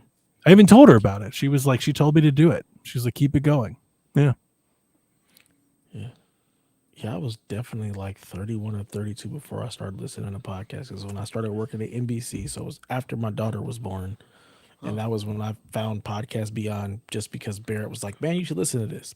So Beyond. I was like, all right. Yeah. And then somehow found Married to the Games, which then somehow I got on their forum and started talking shit to Led Border you to me. Buckeye. Where did that get you? Right back to me. Those Married to the Games forum days were great. They were. I loved. We could watch E3 and then come bitch to you. Mm-hmm. I don't know why you think it's so great. Who the fuck wants to play Flower? Oh my You were right God. about that one. Turned out you were correct. I'll never forget during one of the Wii U years. It was the year we all realized it was over. Like their big E3 was like, I think it was like Mario Tennis, which was real bad, and something else. And I remember going to Married to the Games because everybody was like, I wonder what Donnie thought. And I was like, well, guys, it's not good. like we fought the hard fight and we have lost. That forum was on fire that day. They were like, even Donnie hates it. Jason was in there too, yeah? Oh, that's how we met. Jason and I, we palled around those forums right back and forth for years. Mm-hmm. Damn. Fun times. What a time. What a time. All right. It's been 3 hours and 40 something minutes. Delvin is half asleep. Correct. You at any moment, Delvin, you can just leave. You don't have. You could just be like, I'm. It's like we tell our guests, like you could just be like, I gotta go. No, he's not Microsoft. He's not going to pivot. He's like Sony Exactly. Nintendo, and he's going to see it through. Exactly. Stick the course. He believes in Yeah, it. he believes it. He's here for it. Okay, Correct. So fair enough. I respect it. I respect it. He's But gonna yeah. bitch and moan all day tomorrow about it. though. Goddamn right I am. The American way. I stay so I can bitch and moan. The show's working. Let me tell you about these fuckers that kept me up all night. He's over going on and on about Xbox. Shut the. Nobody cares. Halo's on PlayStation anyway. Like, what the fuck are we doing here? Exactly. Yeah. Could have cut out about a good hour of the Xbox talking, just talking about this other stuff. The good stuff. I told you everything else is an Xbox. The new show. Yeah. That's I a love good this idea. That I is a love really like good it's idea. a really good I'm idea scared though, to right? say it's a good idea because I might end up Everything on the else show. is an Xbox. Where you talk about Xbox and everything else, not PlayStation. Just Yeah. everything else, right? Handhelds, PC, Steam Decks, Xbox, mobile, cloud. It's a great idea. It's a great idea. Everything else is an Xbox. That sounds like a you Delvin and Sean show. No. It's a verbal trademark. I would love to do it with Sean. Sean can't do it, but like I would love to do it with Sean. Like Sean and like Garrett. That's Like I a need good idea. one, like one non-super Xbox centric personality. And then like that'd be a really fun show. It's like Game Tech, but Empire, but Portable Pros. It's really good. Only if we get early morning Garrett where he's just talking quietly and very calmly and This just is I don't think it's going to be very good. this is yeah, the way to that's get the back on Garrett the that we phone. need. Garrett That's can what just get sit there Garrett and back kind on of the phone. calmly talk Alright. shit. Did anybody hear if he wants to show up this weekend? Do I have to reach out to him? I don't know. I wasn't paying attention. Yeah, I forgot about that. Speaking of not paying attention, we're almost in the month of November. And I don't remember what we decided last year at all. But I do remember that last year we had a debate on what to do about our Christmas break. And I just don't know what that was. Yes, I don't remember. Did, Dev. We So had a what big was it, debate Delvin? about Because I remember you cared a great deal about whatever it was. Yes, because we were saying record early, and so we don't have to come back. And Donnie was like, we should come back at a point in time, just record a Christmas episode. So we do the Christmas show in the middle of December, in the middle of our break. And Delvin doesn't want to do that. He wants to just do it and then never talk to us for a month. Correct. Isn't that what we did last year? No. We came back. You didn't come back. That was the problem. Here's the problem. Here's the problem, Delvin. I don't think Rebecca's going to like this idea. Well, that's because our end of the year show has always been Christmas coded. Like it's always. She also don't like the idea that Dev just wouldn't show up. This is the way we keep Dev here, by doing that last episode of PSVG as a Christmas episode and just not holding on to it. So obviously we don't have to figure this out on the pod, but this next week, let's try to have an idea on when we're doing these dates and stuff so we can start putting out some word. That's a good idea. It's like our final episode should be like right now. I'll just throw it while I have you. Like if we're going to keep the same day, which nobody else can do, right? So we can't do it on Wednesday, right? It's got to be a weekend. What's Wednesday? I'm thinking. All right, so I'm thinking November. Let's do this. December 6th. It's a Saturday. It's the first Saturday in December. First Saturday in December. And we'll come back. Let's see. January 3rd or 10th. That sounds right. I mean, I could do that. My wife will be visiting her other family on the 6th. So sure. So maybe Shaq comes back the 4th. PSVG comes back the 6th. That sounds 7th. about right. Okay. All right. Yeah. So I'll start pushing that tomorrow. Listeners, you heard us do this live. If you've made it this far, all 4 of you that make it to this point, you'll know that that's what we're trying to plan. So. Yep. Cool. Well, ladies and gentlemen, Did it. Until next time, please play some video games. Nobody's sleeping in the middle of the bed. The middle of the bed is only where you do the business. But when everybody's ready to sleep, it's the side of the bed that can't be beat. It's the middle of the bed where lovers meet. But when it comes time to slumber, it's the edges. Ooh, ooh, ooh, the edges.